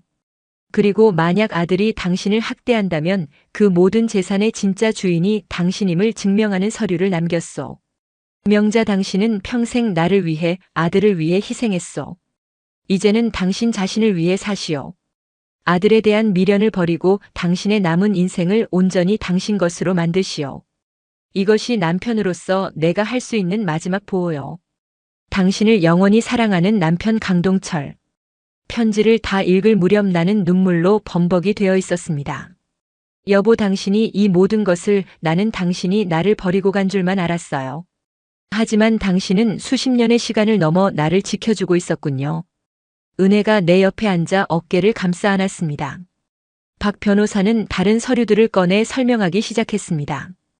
고인께서 남기신 서류는 크게 세 가지입니다. 첫째, 용인 전원주택의 진짜 소유권 증명서입니다. 이 집은 고인께서 2005년에 본인 명의로 구입하셨습니다. 하지만 2010년에 아들 강태준 명의로 증여한 것처럼 서류를 꾸몄습니다. 실제로는 차명 증여였고 진짜 소유주는 여전히 고인이셨죠. 나는 깜짝 놀랐습니다. 그럼 이 집이 원래부터 내 남편 거였다는 말입니까? 네, 정확합니다. 강태준 씨가 자기 돈으로 어머님께 사드렸다고 말한 것은 거짓이었습니다. 원래부터 고인의 재산이었고 단지 아들 명의로 등기를 해놓은 것뿐입니다. 둘째, 대성건설 주식입니다. 고인께서는 대성건설 창립 멤버 중 한 분이셨습니다. 707 특임대 전후분이 세운 회사였죠. 고인은 그 회사 주식 10%를 소유하고 계셨습니다. 현재 시가로 약 200억 원 상당입니다. 이것도 아들 명의로 되어 있지만 실제 소유주는 고인이십니다. 나는 입을 다물 수가 없었습니다. 200억이라니.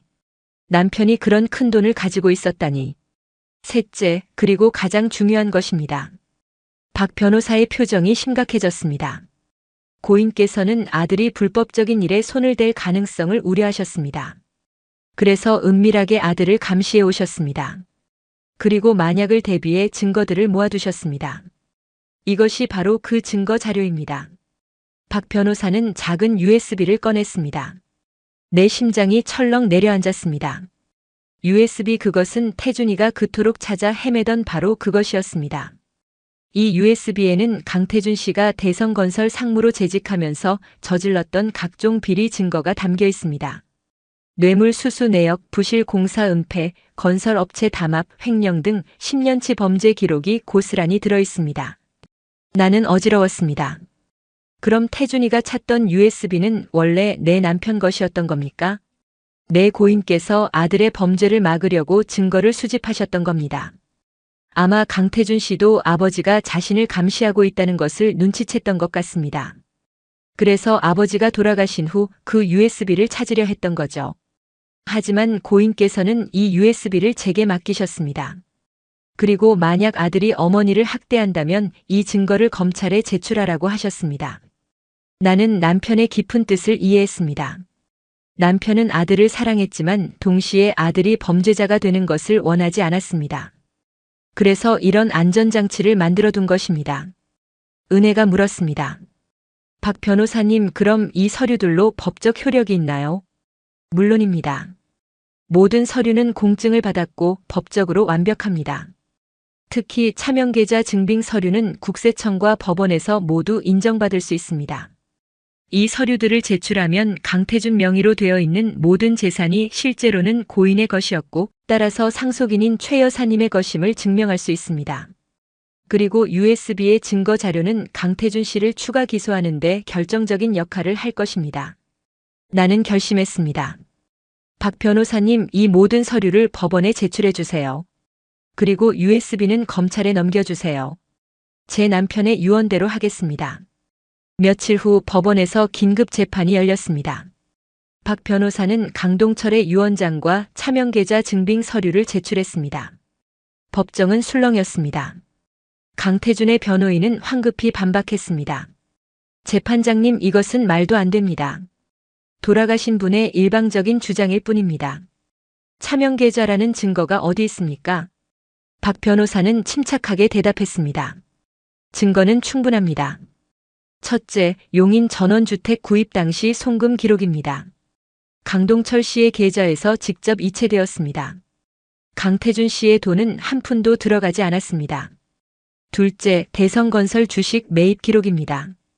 이것도 강동철 씨 본인이 매입한 것이며 강태준 씨는 명의만 빌려준 것입니다. 셋째, 강동철 씨가 생전에 작성한 재산관리 대장입니다. 여기에 모든 차명 재산이 상세히 기록되어 있습니다. 증거는 완벽했습니다. 강태준의 변호인은 더 이상 반박할 말이 없었습니다. 재판장은 침중한 표정으로 판결문을 읽기 시작했습니다. 제출된 증거를 검토한 결과 피고인 강태준 명의로 등기된 용인시 수지구 소재 전원주택 및 대성건설 주식은 실제로는 고 강동철 씨의 재산으로 인정된다. 차명 증여의 법적 효력은 인정되지 않으며 따라서 해당 재산의 합법적 상속인은 배우자인 원고 최명자이다. 이에 법원은 피고인 강태준에게 상속된 모든 부동산과 주식의 소유권을 원고 최명자에게 이전할 것을 명한다. 탕 의사봉이 울렸습니다. 강태준은 다리에 힘이 풀린 듯 그 자리에 주저앉았습니다. 그의 얼굴은 잿빛으로 변해 있었습니다. 평생 자신의 것이라고 믿었던 집도 주식도 모든 것이 사실은 아버지의 것이었고 이제는 어머니의 것이 되었습니다. 그가 그토록 자랑스러워하던 성공의 기반이 모두 허상이었던 것입니다. 나는 증인석에서 그 모습을 조용히 지켜보았습니다. 통쾌함보다는 깊은 슬픔이 밀려왔습니다. 재판이 끝나고 나는 복도에서 검사를 만났습니다. 최 여사님, 박 변호사님께 받은 USB 내용을 분석했습니다. 충격적인 내용들이 많았습니다. 강태준 씨를 추가 기소하겠습니다. 뇌물수수, 횡령, 배임, 업무상 배임 등 최소 10여 개 죄목이 추가될 것 같습니다. 나는 고개를 끄덕였습니다. 그렇게 하세요. 제 남편이 그토록 원했던 일이니까요. 며칠 후 검찰은 강태준을 추가 기소했습니다. 언론은 또다시 들썩였습니다. 폐륜 상무 강태준 10년간 뇌물 수백억 받아 부실 공사 은폐하고 리베이트 챙겨 대성건설 주가 폭락. 강태준은 존속 폭행에 이어 뇌물수수, 횡령, 배임 등으로 추가 기소되었습니다. 검찰은 징역 20년을 구형했습니다. 재판이 진행되는 동안 나는 구치소로 강태준을 면회 가지 않았습니다. 그에게 해줄 말도 들을 말도 없었습니다. 다만 재판 방청석에 앉아 내 아들이 법의 심판을 받는 모습을 지켜볼 뿐이었습니다. 최후 진술에서 강태준은 끝까지 자신의 잘못을 인정하지 않았습니다. 재판장님, 저는 억울합니다. 이 모든 것은 제 어머니와 아내가 제 재산을 빼앗기 위해 꾸민 음모입니다. 제 아버지가 그런 유언을 남겼을 리 없습니다. 그리고 USB도 조작된 것입니다. 저는 결백합니다. 법정은 술렁였습니다. 저 사람은 마지막 순간까지 자신의 죄를 인정하지 않는 것입니다. 재판장이 엄숙하게 말했습니다. 피고인은 자신의 노모를 폭행하고 감금했으며 10년 넘게 뇌물을 받고 회사 돈을 횡령했습니다. 그럼에도 불구하고 반성의 기미가 전혀 보이지 않습니다. 이에 법원은 피고인 강태준에게 징역 15년을 선고합니다. 15년 강태준의 인생에서 가장 왕성한 시기를 감옥에서 보내야 하는 형량이었습니다. 그는 58세가 되어서야 세상 밖으로 나올 수 있을 것입니다. 강태준은 법정 경위들에게 끌려나가며 나를 향해 악을 썼습니다. 어머니, 이게 다 어머니 때문이에요. 어머니가 아버지를 부추겨서 저를 함정에 빠뜨린 거잖아요. 두고 보세요. 제가 나가는 날 반드시 보복할 겁니다. 경위들이 강태준을 제압했습니다. 그의 저주 섞인 외침이 법정에 메아리 쳤습니다. 나는 담담하게 그를 바라보았습니다. 더 이상 아무 감정도 느껴지지 않았습니다.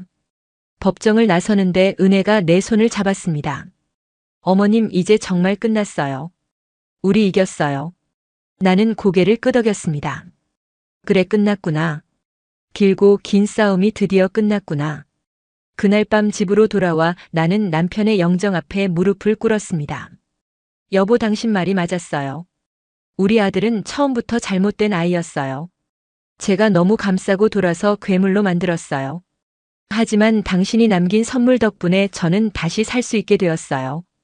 고맙습니다. 정말 고맙습니다. 눈물이 주르륵 흘러내렸습니다. 하지만 그것은 슬픔의 눈물이 아니었습니다. 해방의 눈물이었습니다. 이제 나는 더 이상 강태준의 어머니가 아니었습니다. 나는 최명자였습니다. 내 남편이 지켜준, 그리고 이제는 내 인생을 살아갈 한 사람의 여자였습니다. 판결이 내려진 후 우리는 평온한 나날을 보냈습니다. 아니, 평온하다고 믿고 싶었습니다. 하지만 나는 알 수 있었습니다. 손자 민준이가 여전히 무언가에 시달리고 있다는 것을 말입니다. 아이는 밤마다 악몽을 꾸었습니다. 잠꼬대로 아빠 미안해요. 제가 잘못했어요. 라고 중얼거렸습니다. 은혜가 심리 상담을 받게 했지만 아이의 상태는 나아지지 않았습니다. 무언가 아이의 마음속 깊은 곳에 큰 짐이 있는 것 같았습니다. 어느 날 밤이었습니다. 민준이의 방에서 신음소리가 들렸습니다. 나는 조심스럽게 문을 열고 들어갔습니다. 아이는 식은땀을 흘리며 이불을 움켜쥐고 있었습니다. 민준아, 괜찮니? 할미가 왔어. 민준이는 눈을 뜨더니 나를 보고 와락 안겼습니다. 할머니, 무서워요. 아빠가 나타나서 저를 혼내는 꿈을 꿨어요. 제가 나쁜 짓을 해서 아빠가 감옥에 갔다고. 괜찮아, 민준아. 아빠는 이제 여기 올 수 없어. 그리고 내 잘못이 아니야. 하지만 민준이는 고개를 저었습니다. 아니에요, 할머니. 제 잘못이에요. 제가 그 물건을 숨겨서 그렇게 된 거예요. 나는 가슴이 철렁 내려앉았습니다. 그 물건이라니. 민준아, 무슨 말이니? 무슨 물건을 숨겼다는 거야? 민준이는 한참을 망설이다 작은 목소리로 말했습니다. 아빠가 찾던 USB요. 그건 제가 숨긴 거예요. 나는 숨이 막혔습니다. USB를 숨긴 것이 민준이었다니. 민준아, 대체 왜 그런 짓을 한 거니? 아이는 울먹이며 대답했습니다. 그날 밤 아빠가 엄마를 때리는 걸 봤어요. 너무 무서웠어요. 그래서 아빠 방에 들어가서 아빠가 중요하게 여기는 걸 훔쳐서 숨기면 아빠가 그것만 찾느라 엄마를 안 때릴 것 같아서요. 그래서 서재에 있던 USB를 가져왔어요. 나는 아이를 꼭 안아주었습니다. 12살짜리 아이가 엄마를 지키기 위해 그런 결심을 했다니. 민준아, 그래서 그 USB를 어디다 숨겼니? 처음에는 제 방 책상 서랍에 넣어뒀어요. 그런데 아빠가 집을 뒤지기 시작했어요. 그래서 무서워서 다시 아빠 서재로 가져가서 금고 제일 깊은 곳에 넣어뒀어요. 아빠는 이미 그곳을 뒤졌으니까 다시는 안 찾을 것 같았거든요. 나는 전율이 흘렀습니다. 그렇다면 박 변호사가 가져온 USB는 민준이가 숨긴 바로 그것이란 말입니다. 아니, 잠깐.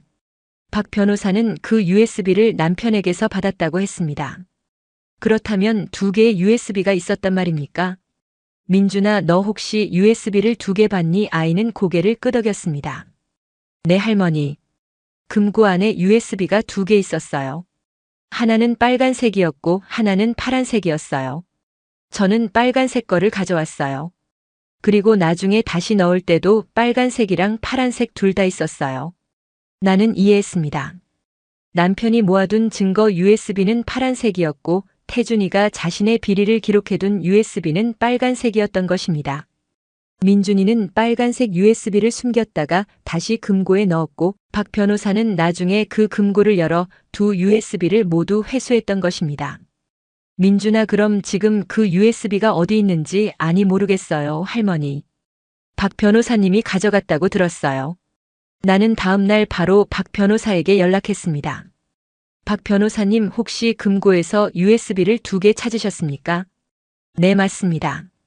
파란색 하나는 고인께서 제게 맡기신 것이었고 빨간색 하나는 처음 보는 것이었습니다. 그래서 2개 모두 검찰에 제출했습니다. 빨간색 USB에는 더 상세한 비리 증거가 담겨 있었습니다.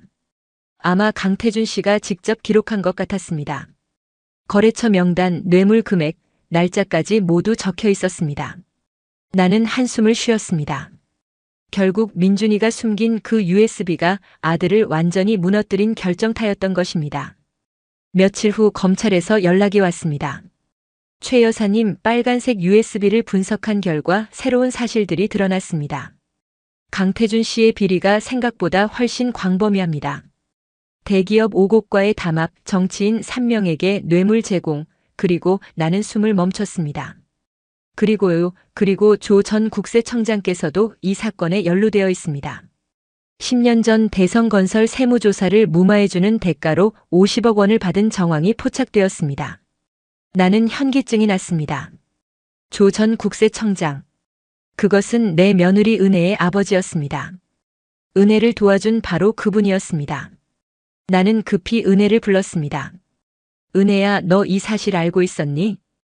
은혜의 얼굴이 창백해졌습니다. 네, 어머님. 어제 검찰에서 연락받았어요. 아버지가 저를 부르셔서 어젯밤 만났어요. 은혜는 눈물을 글썽이며 말을 이었습니다. 아버지가 무릎을 꿇으셨어요. 은혜야, 미안하다. 아버지가 욕심을 부렸다. 내 남편한테 돈을 받았다. 아버지 때문에 내가 더 고생했구나. 이제 아버지도 벌을 받아야겠다라고 하시더라고요. 나는 은혜의 손을 잡았습니다. 은혜야, 너는 어떻게 할 거니? 은혜는 눈물을 닦으며 단호하게 말했습니다. 어머님, 저는 검찰에 아버지 수사를 요청했어요. 내 목소리가 떨렸습니다. 뭐라고 내 친아버지를 고발했단 말이니? 은혜는 고개를 끄덕였습니다. 어머님, 저는 국세청 조사관이에요. 정의를 위해 일하는 사람이에요. 제 아버지라고 해서 봐줄 수는 없어요. 그리고 무엇보다 이것이 옳은 일이에요. 아버지도 그렇게 원하셨어요. 딸아, 내가 나를 고발해라. 그것이 아버지가 속죄하는 길이다 라고 하셨어요. 나는 며느리를 끌어안았습니다. 은혜야, 얼마나 힘들었니? 내 남편도 잃고 이제 아버지마저. 은혜는 내 품에서 한참을 울었습니다. 하지만 이내 눈물을 닦고 일어섰습니다. 괜찮아요, 어머님. 이게 맞는 거예요. 며칠 후 조 전 국세청장이 소환되었습니다. 언론은 또다시 들썩였습니다. 국세청장 출신 조모 씨 뇌물수수 혐의로 조사받아. 사위 강태준과 부패 커넥션 드러나. 딸인 국세청 조사관이 직접 수사 요청. 여론은 복잡했습니다. 어떤 이들은 딸이 아버지를 고발한 것을 정의롭다고 칭찬했고, 어떤 이들은 폐륜이라고 비난했습니다. 하지만 은혜는 흔들리지 않았습니다. 그녀는 매일 검찰에 출근해 자신의 업무를 묵묵히 수행했습니다. 그리고 저녁이면 집으로 돌아와 민준이를 안아주고 저녁을 차렸습니다. 나는 그런 며느리가 자랑스러웠습니다. 1개월 후 검찰은 강태준을 추가 기소했습니다. 기존의 존속 폭행 및 감금죄에 더해 뇌물수수, 배임, 횡령, 담합 등 15개 죄목이 추가되었습니다. 검찰은 무기징역을 구형했습니다. 재판정은 기자들로 가득 찼습니다. 이번 재판은 단순한 가정폭력 사건을 넘어 대한민국 건설업계의 부패를 드러내는 상징적 사건이 되었습니다. 강태준은 피고인석에 섰습니다. 그의 얼굴은 수척했고 눈빛은 흐려져 있었습니다. 재판장이 물었습니다. 피고인 마지막으로 할 말이 있습니까? 강태준은 천천히 고개를 들었습니다. 그리고 방청석에 앉아있는 나를 똑바로 쳐다보았습니다. 재판장님, 저는 여전히 억울합니다. 모든 것은 제 어머니의 계략입니다. 어머니가 제 USB를 훔쳐서 검찰에 넘겼습니다. 그리고 제 장인을 끌어들여 저를 완전히 무너뜨리려는 것입니다. 나는 가슴이 답답했습니다. 아직도 저 아이는 정신을 못 차리고 있습니다. 재판장이 엄숙하게 말했습니다. 피고인은 이 재판 과정에서 단 한 번도 자신의 잘못을 인정하지 않았습니다. 노모를 폭행한 것도 10년 넘게 뇌물을 받은 것도 모두 다른 사람 탓으로 돌렸습니다. 이는 반성의 여지가 전혀 없음을 보여줍니다. 더욱이 피고인의 범죄로 인해 대한민국 건설업계가 큰 타격을 받았으며 수많은 사람들이 피해를 입었습니다. 이에 법원은 피고인 강태준에게 무기징역을 선고합니다. 탕 의사봉이 울렸습니다. 무기징역. 강태준은 평생을 감옥에서 보내야 했습니다.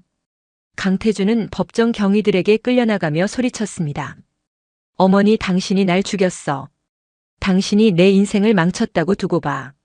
내가 언젠가 나가는 날 당신을 용서하지 않을 거야. 경위들이 그를 제압했습니다. 나는 담담하게 앉아 있었습니다.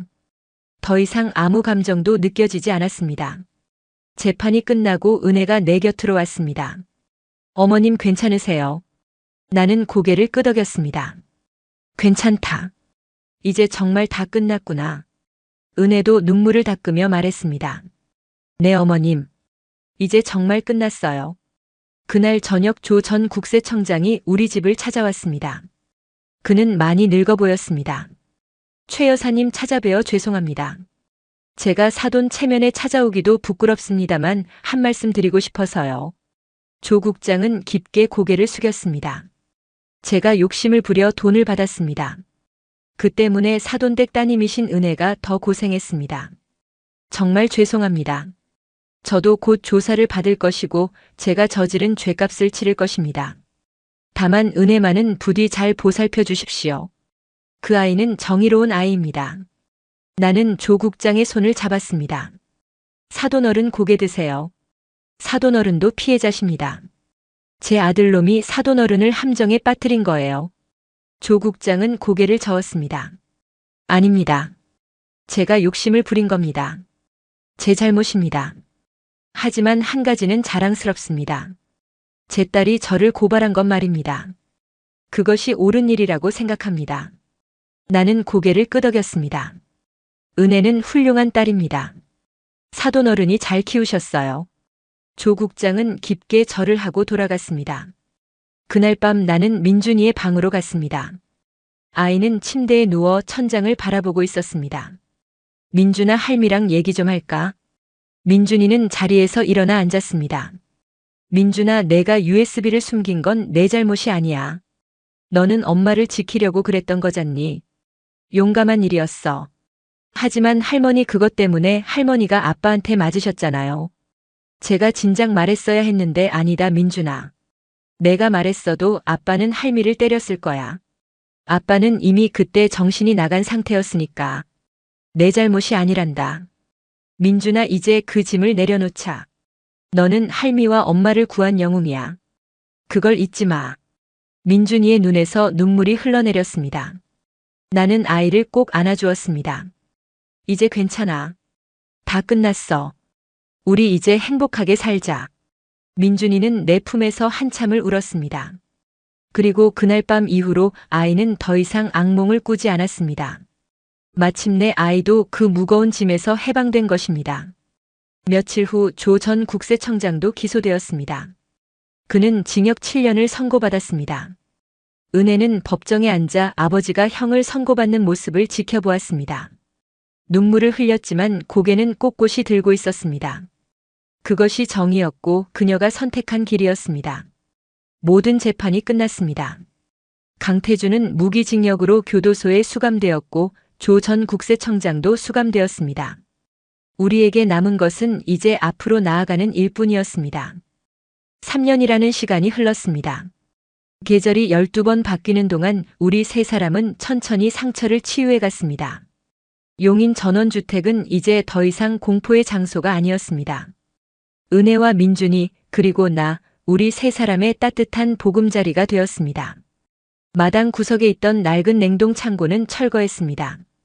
그 자리에는 아름다운 장미 정원을 만들었습니다. 붉은 장미, 흰 장미, 노란 장미가 계절마다 피어나 우리에게 희망을 선물했습니다. 나는 판결로 되찾은 재산의 일부로 재단을 설립했습니다. 이름은 희망과 용기 재단. 가정폭력 피해자들을 위한 쉼터와 상담센터를 운영하는 재단이었습니다. 남편 강동철이 남긴 대성건설 주식 배당금으로 운영했고 매년 100여 명의 여성과 아이들이 이곳에서 새로운 시작을 준비했습니다.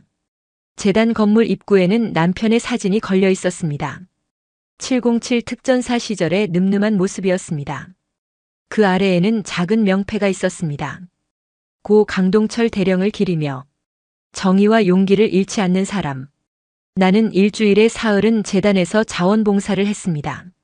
상처받은 여성들에게 따뜻한 식사를 대접하고 아이들에게는 간식을 나눠주었습니다. 한때 내가 있던 그 어둠을 그녀들도 지나오고 있었습니다. 나는 그들의 손을 잡아주며 말했습니다. 괜찮아요. 다 지나갈 거예요. 저도 그 지옥에서 나왔어요. 당신도 할 수 있어요. 그 말에 여성들은 울먹이며 고개를 끄덕였습니다. 때로는 내 이야기를 들려주기도 했습니다. 72살의 아들에게 맞고 창고에 갇혔던 이야기. 하지만 포기하지 않고 싸워서 이겼다는 이야기. 그 이야기는 그녀들에게 용기가 되었습니다. 은혜는 국세청으로 복직했습니다. 아버지 조 전 국세청장이 수감된 후 그녀를 향한 시선이 곱지 않았습니다. 어떤 이들은 아버지를 고발한 그녀를 배신자라고 수군거렸고 어떤 이들은 동정의 눈빛을 보냈습니다. 하지만 은혜는 흔들리지 않았습니다. 묵묵히 자신의 일을 해냈고 정직하게 살았습니다. 2년 후 그녀는 팀장으로 승진했습니다. 그녀의 원칙과 소신을 인정받은 것입니다. 승진 소식을 들은 날 은혜는 집에 돌아와 한참을 울었습니다. 어머님, 제가 해냈어요. 아빠한테도 세상한테도 지지 않았어요. 나는 며느리를 꼭 안아주었습니다. 그래 은혜야. 내가 해냈어. 정말 자랑스럽다. 민준이는 이제 중학교 3학년이 되었습니다. 키가 훌쩍 자라 나보다 머리 하나는 더 컸습니다. 목소리도 변성기를 지나 굵어졌습니다. 아이는 학교에서 반장을 맡았고 성적도 우수했습니다. 무엇보다 밝은 웃음을 되찾았습니다. 가끔 민준이는 재단에 따라와 어린 아이들을 돌봐주었습니다. 폭력 가정에서 탈출한 아이들과 함께 놀아주고 숙제도 도와주었습니다. 민준아, 너 정말 착하구나. 나의 칭찬에 민준이는 쑥스럽게 웃으며 말했습니다. 할머니, 저도 그 아이들이 무슨 마음인지 알아요. 무섭고 외롭잖아요. 그래서 제가 힘이 되어주고 싶어요. 어느 날 민준이가 학교에서 상장을 받아왔습니다. 모범 학생상이었습니다. 상장을 보며 나는 눈물이 났습니다. 이 아이가 겪었던 상처를 생각하면 지금 이렇게 건강하게 자라준 것이 기적 같았습니다. 민준아, 할미가 내가 정말 자랑스럽다. 민준이는 환하게 웃으며 말했습니다. 할머니, 저 나중에 크면 변호사가 될 거예요.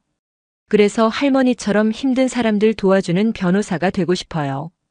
나쁜 사람들 벌받게 하고 착한 사람들 지켜주는 그런 변호사요.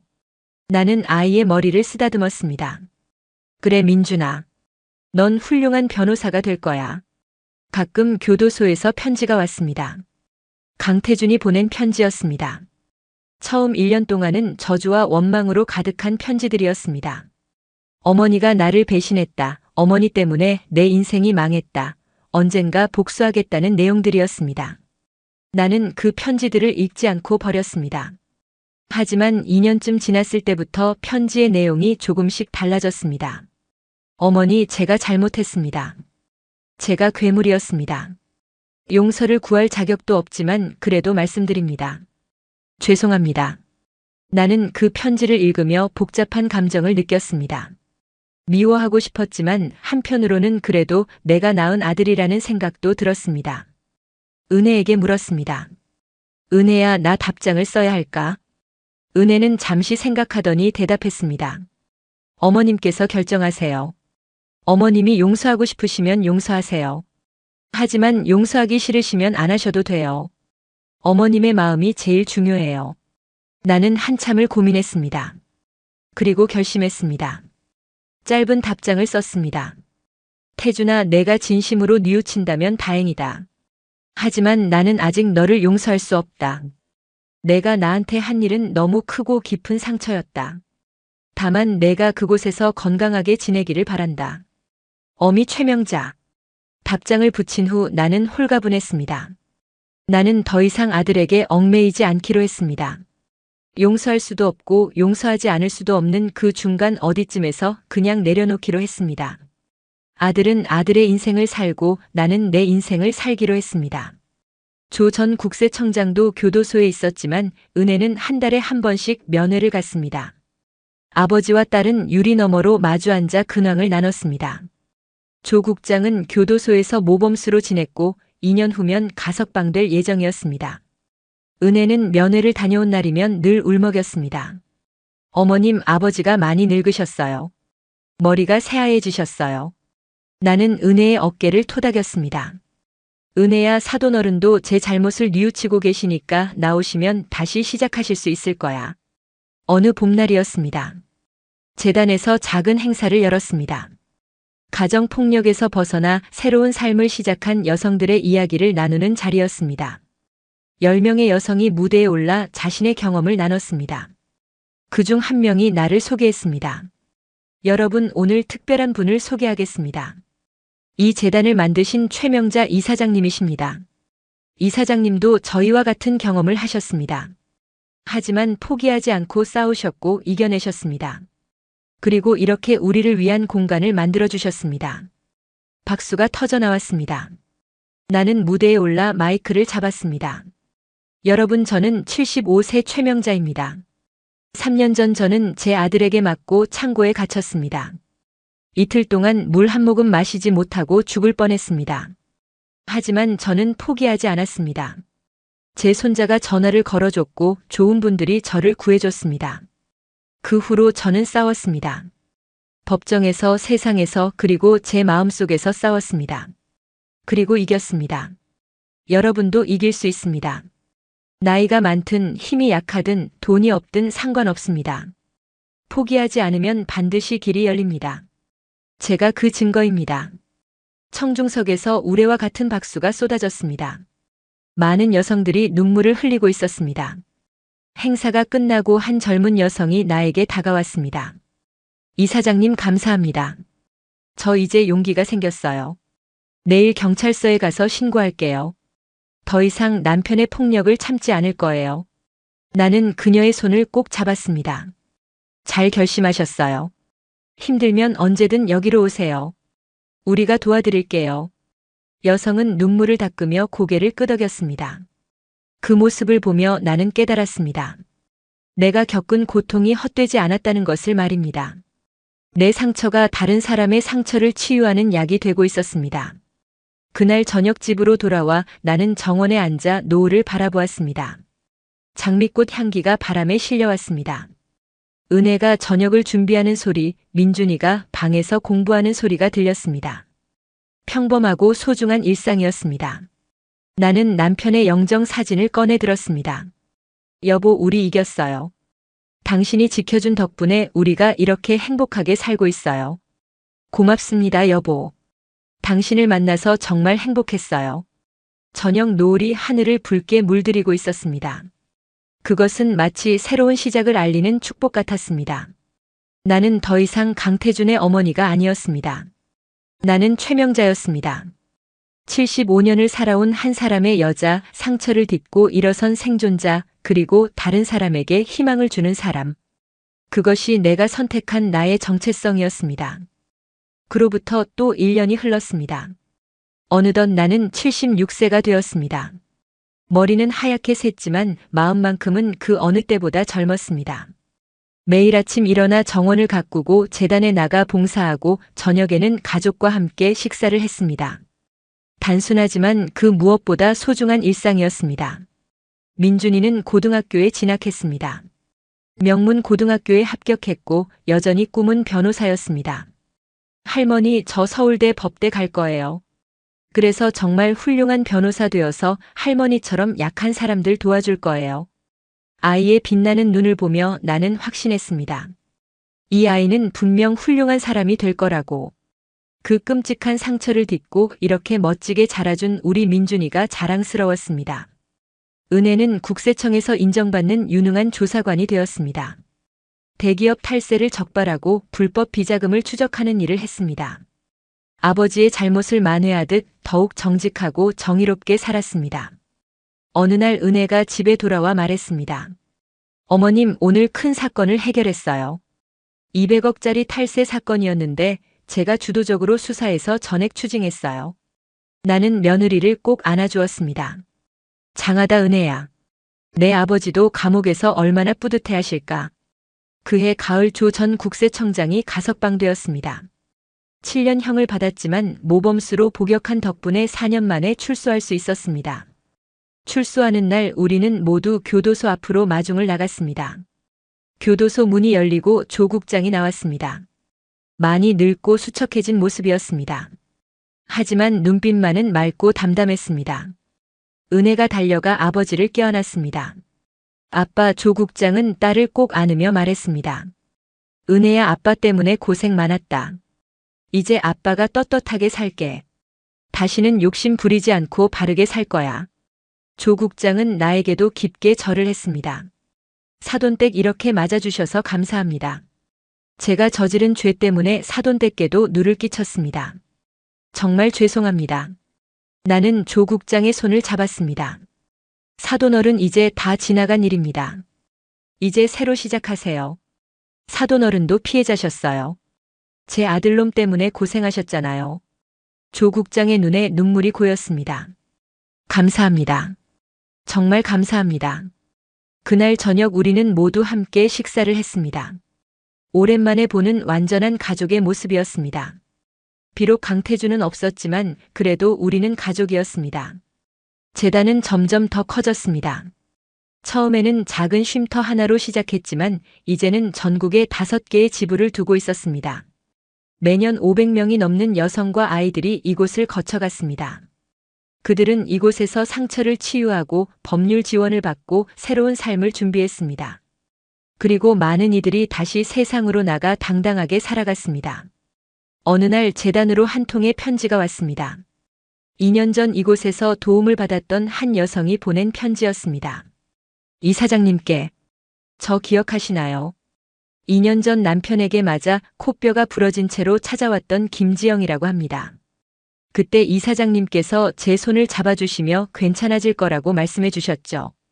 저는 그 말을 믿고 버텼습니다. 이혼 소송도 이기고 아이 양육권도 받았습니다. 그리고 지금은 작은 카페를 운영하고 있습니다. 제 딸과 함께 행복하게 살고 있어요. 이 모든 게 이사장님 덕분입니다. 감사합니다. 정말 감사합니다. 편지를 읽으며 나는 눈물을 흘렸습니다. 내가 한 작은 일들이 이렇게 큰 변화를 만들어내고 있었습니다. 어느 겨울날 나는 남편의 묘소를 찾았습니다. 눈이 소복이 쌓인 묘비 앞에 꽃을 놓고 나는 남편에게 말했습니다. 여보, 당신이 떠난 지 20년이 넘었네요. 그동안 참 많은 일이 있었어요. 우리 아들이 괴물이 되었고 나를 죽이려고까지 했어요. 하지만 당신이 남긴 선물 덕분에 나는 살아남았어요. 그리고 이렇게 새로운 삶을 살고 있어요. 당신이 자랑스러워할 만한 일들을 하고 있어요. 여보, 고마워요. 당신을 만난 게 내 인생 최고의 행운이었어요. 차가운 바람이 불어왔지만 마음만은 따뜻했습니다. 강태준에게서는 여전히 가끔 편지가 왔습니다. 이제는 원망보다는 참회의 내용이 더 많았습니다. 교도소에서 심리치료를 받고 있다고 했습니다. 천천히 자신의 잘못을 깨닫고 있다고 했습니다. 나는 그 편지들을 읽고 짧게 답장을 보냈습니다. 내가 진심으로 뉘우치고 있다니 다행이다. 그곳에서 건강히 지내거라. 하지만 나는 여전히 너를 용서할 수 없다. 다만 내가 언젠가 더 나은 사람이 되기를 바란다. 용서는 할 수 없지만 미워하지도 않게 되었습니다. 그저 담담하게 받아들이고 내려놓았습니다. 지난 4년간의 여정을 돌이켜보며 나는 많은 것을 깨달았습니다. 첫째, 나이는 숫자에 불과하다는 것. 72세에도 새로운 삶을 시작할 수 있었습니다. 둘째, 가족은 피가 아니라 마음으로 이어진다는 것. 아들은 나를 배신했지만 며느리와 손자는 나를 지켜줬습니다. 셋째, 고통은 헛되지 않는다는 것. 내 상처가 다른 사람의 상처를 치유하는 약이 되었습니다. 넷째, 용기는 두려움이 없는 것이 아니라 두려움에도 불구하고 행동하는 것이라는 것. 나는 두려웠지만 포기하지 않았습니다. 오늘도 나는 재단에서 한 여성의 손을 잡아주었습니다. 남편에게 맞아 온몸에 멍이 든 40대 여성이었습니다. 그녀는 울먹이며 물었습니다. 이사장님, 저도 다시 일어설 수 있을까요? 저도 행복해질 수 있을까요? 나는 그녀의 손을 꼭 잡으며 말했습니다. 물론이에요. 저도 72세에 창고에 갇혀 죽을 뻔했지만 이렇게 다시 일어났어요. 당신은 저보다 훨씬 젊잖아요. 당신도 할 수 있어요. 포기하지 마세요. 그녀는 눈물을 닦으며 고개를 끄덕였습니다. 그 모습을 보며 나는 다시 한번 깨달았습니다. 내가 이 일을 하는 이유를 말입니다. 집으로 돌아오는 길 노을이 아름다웠습니다. 하늘이 온통 붉게 물들어 있었습니다. 나는 차창 밖을 바라보며 생각했습니다. 내 인생의 가을이 이렇게 아름다울 줄 누가 알았을까? 한때는 모든 것이 끝났다고 생각했습니다. 창고에 갇혀 죽어가던 그 순간 나는 내 인생이 끝났다고 믿었습니다. 하지만 아니었습니다. 그것은 끝이 아니라 새로운 시작이었습니다. 나는 그 어둠을 지나 빛을 만났습니다.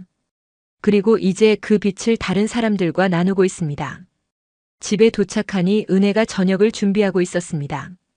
민준이는 거실에서 공부를 하고 있었습니다. 어머님 오셨어요. 저녁 곧 차릴게요. 할머니 오늘 학교에서 모의고사 봤는데 1등 했어요. 평범하고 따뜻한 대화들이 오갔습니다. 우리는 함께 식탁에 앉아 저녁을 먹었습니다. 뜨끈한 된장찌개와 갓 지은 밥, 은혜가 만든 반찬들이 상 위에 가득했습니다. 나는 숟가락을 들며 감사 기도를 올렸습니다. 이 평범한 순간을 주셔서 감사합니다. 이 따뜻한 가족을 지켜주셔서 감사합니다. 여러분 지금 이 이야기를 듣고 계신 분들께 말씀드리고 싶습니다. 당신이 지금 어떤 어둠 속에 있든 포기하지 마세요. 나이가 많아도 힘이 없어도 돈이 없어도 괜찮습니다. 용기를 내세요. 도움을 요청하세요. 반드시 길이 열립니다. 저는 72세의 지옥에서 벗어났습니다. 당신도 할 수 있습니다. 그리고 혹시 지금 누군가를 돕고 계신 분이 있다면 감사합니다. 당신의 작은 도움이 누군가의 인생을 바꿀 수 있습니다. 제가 그 증거입니다. 마지막으로 제 손자 민준이에게 고맙다는 말을 전하고 싶습니다. 내가 그날 전화를 걸어줘서 할미가 살았어. 내가 할미의 영웅이야. 그리고 며느리 은혜에게도 고마워. 내가 정의를 선택해줘서 우리가 이렇게 당당하게 살 수 있어. 사랑한다 은혜야. 그리고 하늘에 계신 남편에게도 전합니다. 여보 당신 덕분에 내가 이렇게 행복해. 고마워요 여보. 여러분도 지금 어디선가 이 이야기를 들으며 힘을 얻으셨기를 바랍니다. 당신의 인생도 언제든 다시 시작할 수 있습니다. 나이는 숫자일 뿐입니다. 중요한 것은 포기하지 않는 마음입니다. 이 이야기가 여러분께 작은 용기가 되었기를 바랍니다. 오늘도 힘내세요. 당신은 혼자가 아닙니다. 이 이야기를 끝까지 들어주셔서 감사합니다. 여러분의 응원이 저에게 큰 힘이 됩니다. 이 이야기가 도움이 되셨다면 좋아요와 구독 부탁드립니다. 그리고 댓글로 여러분의 이야기도 들려주세요. 지금 어디서 무엇을 하며 이 이야기를 들으셨는지, 어떤 생각이 드셨는지 궁금합니다. 여러분 모두 행복하시길 바랍니다. 감사합니다.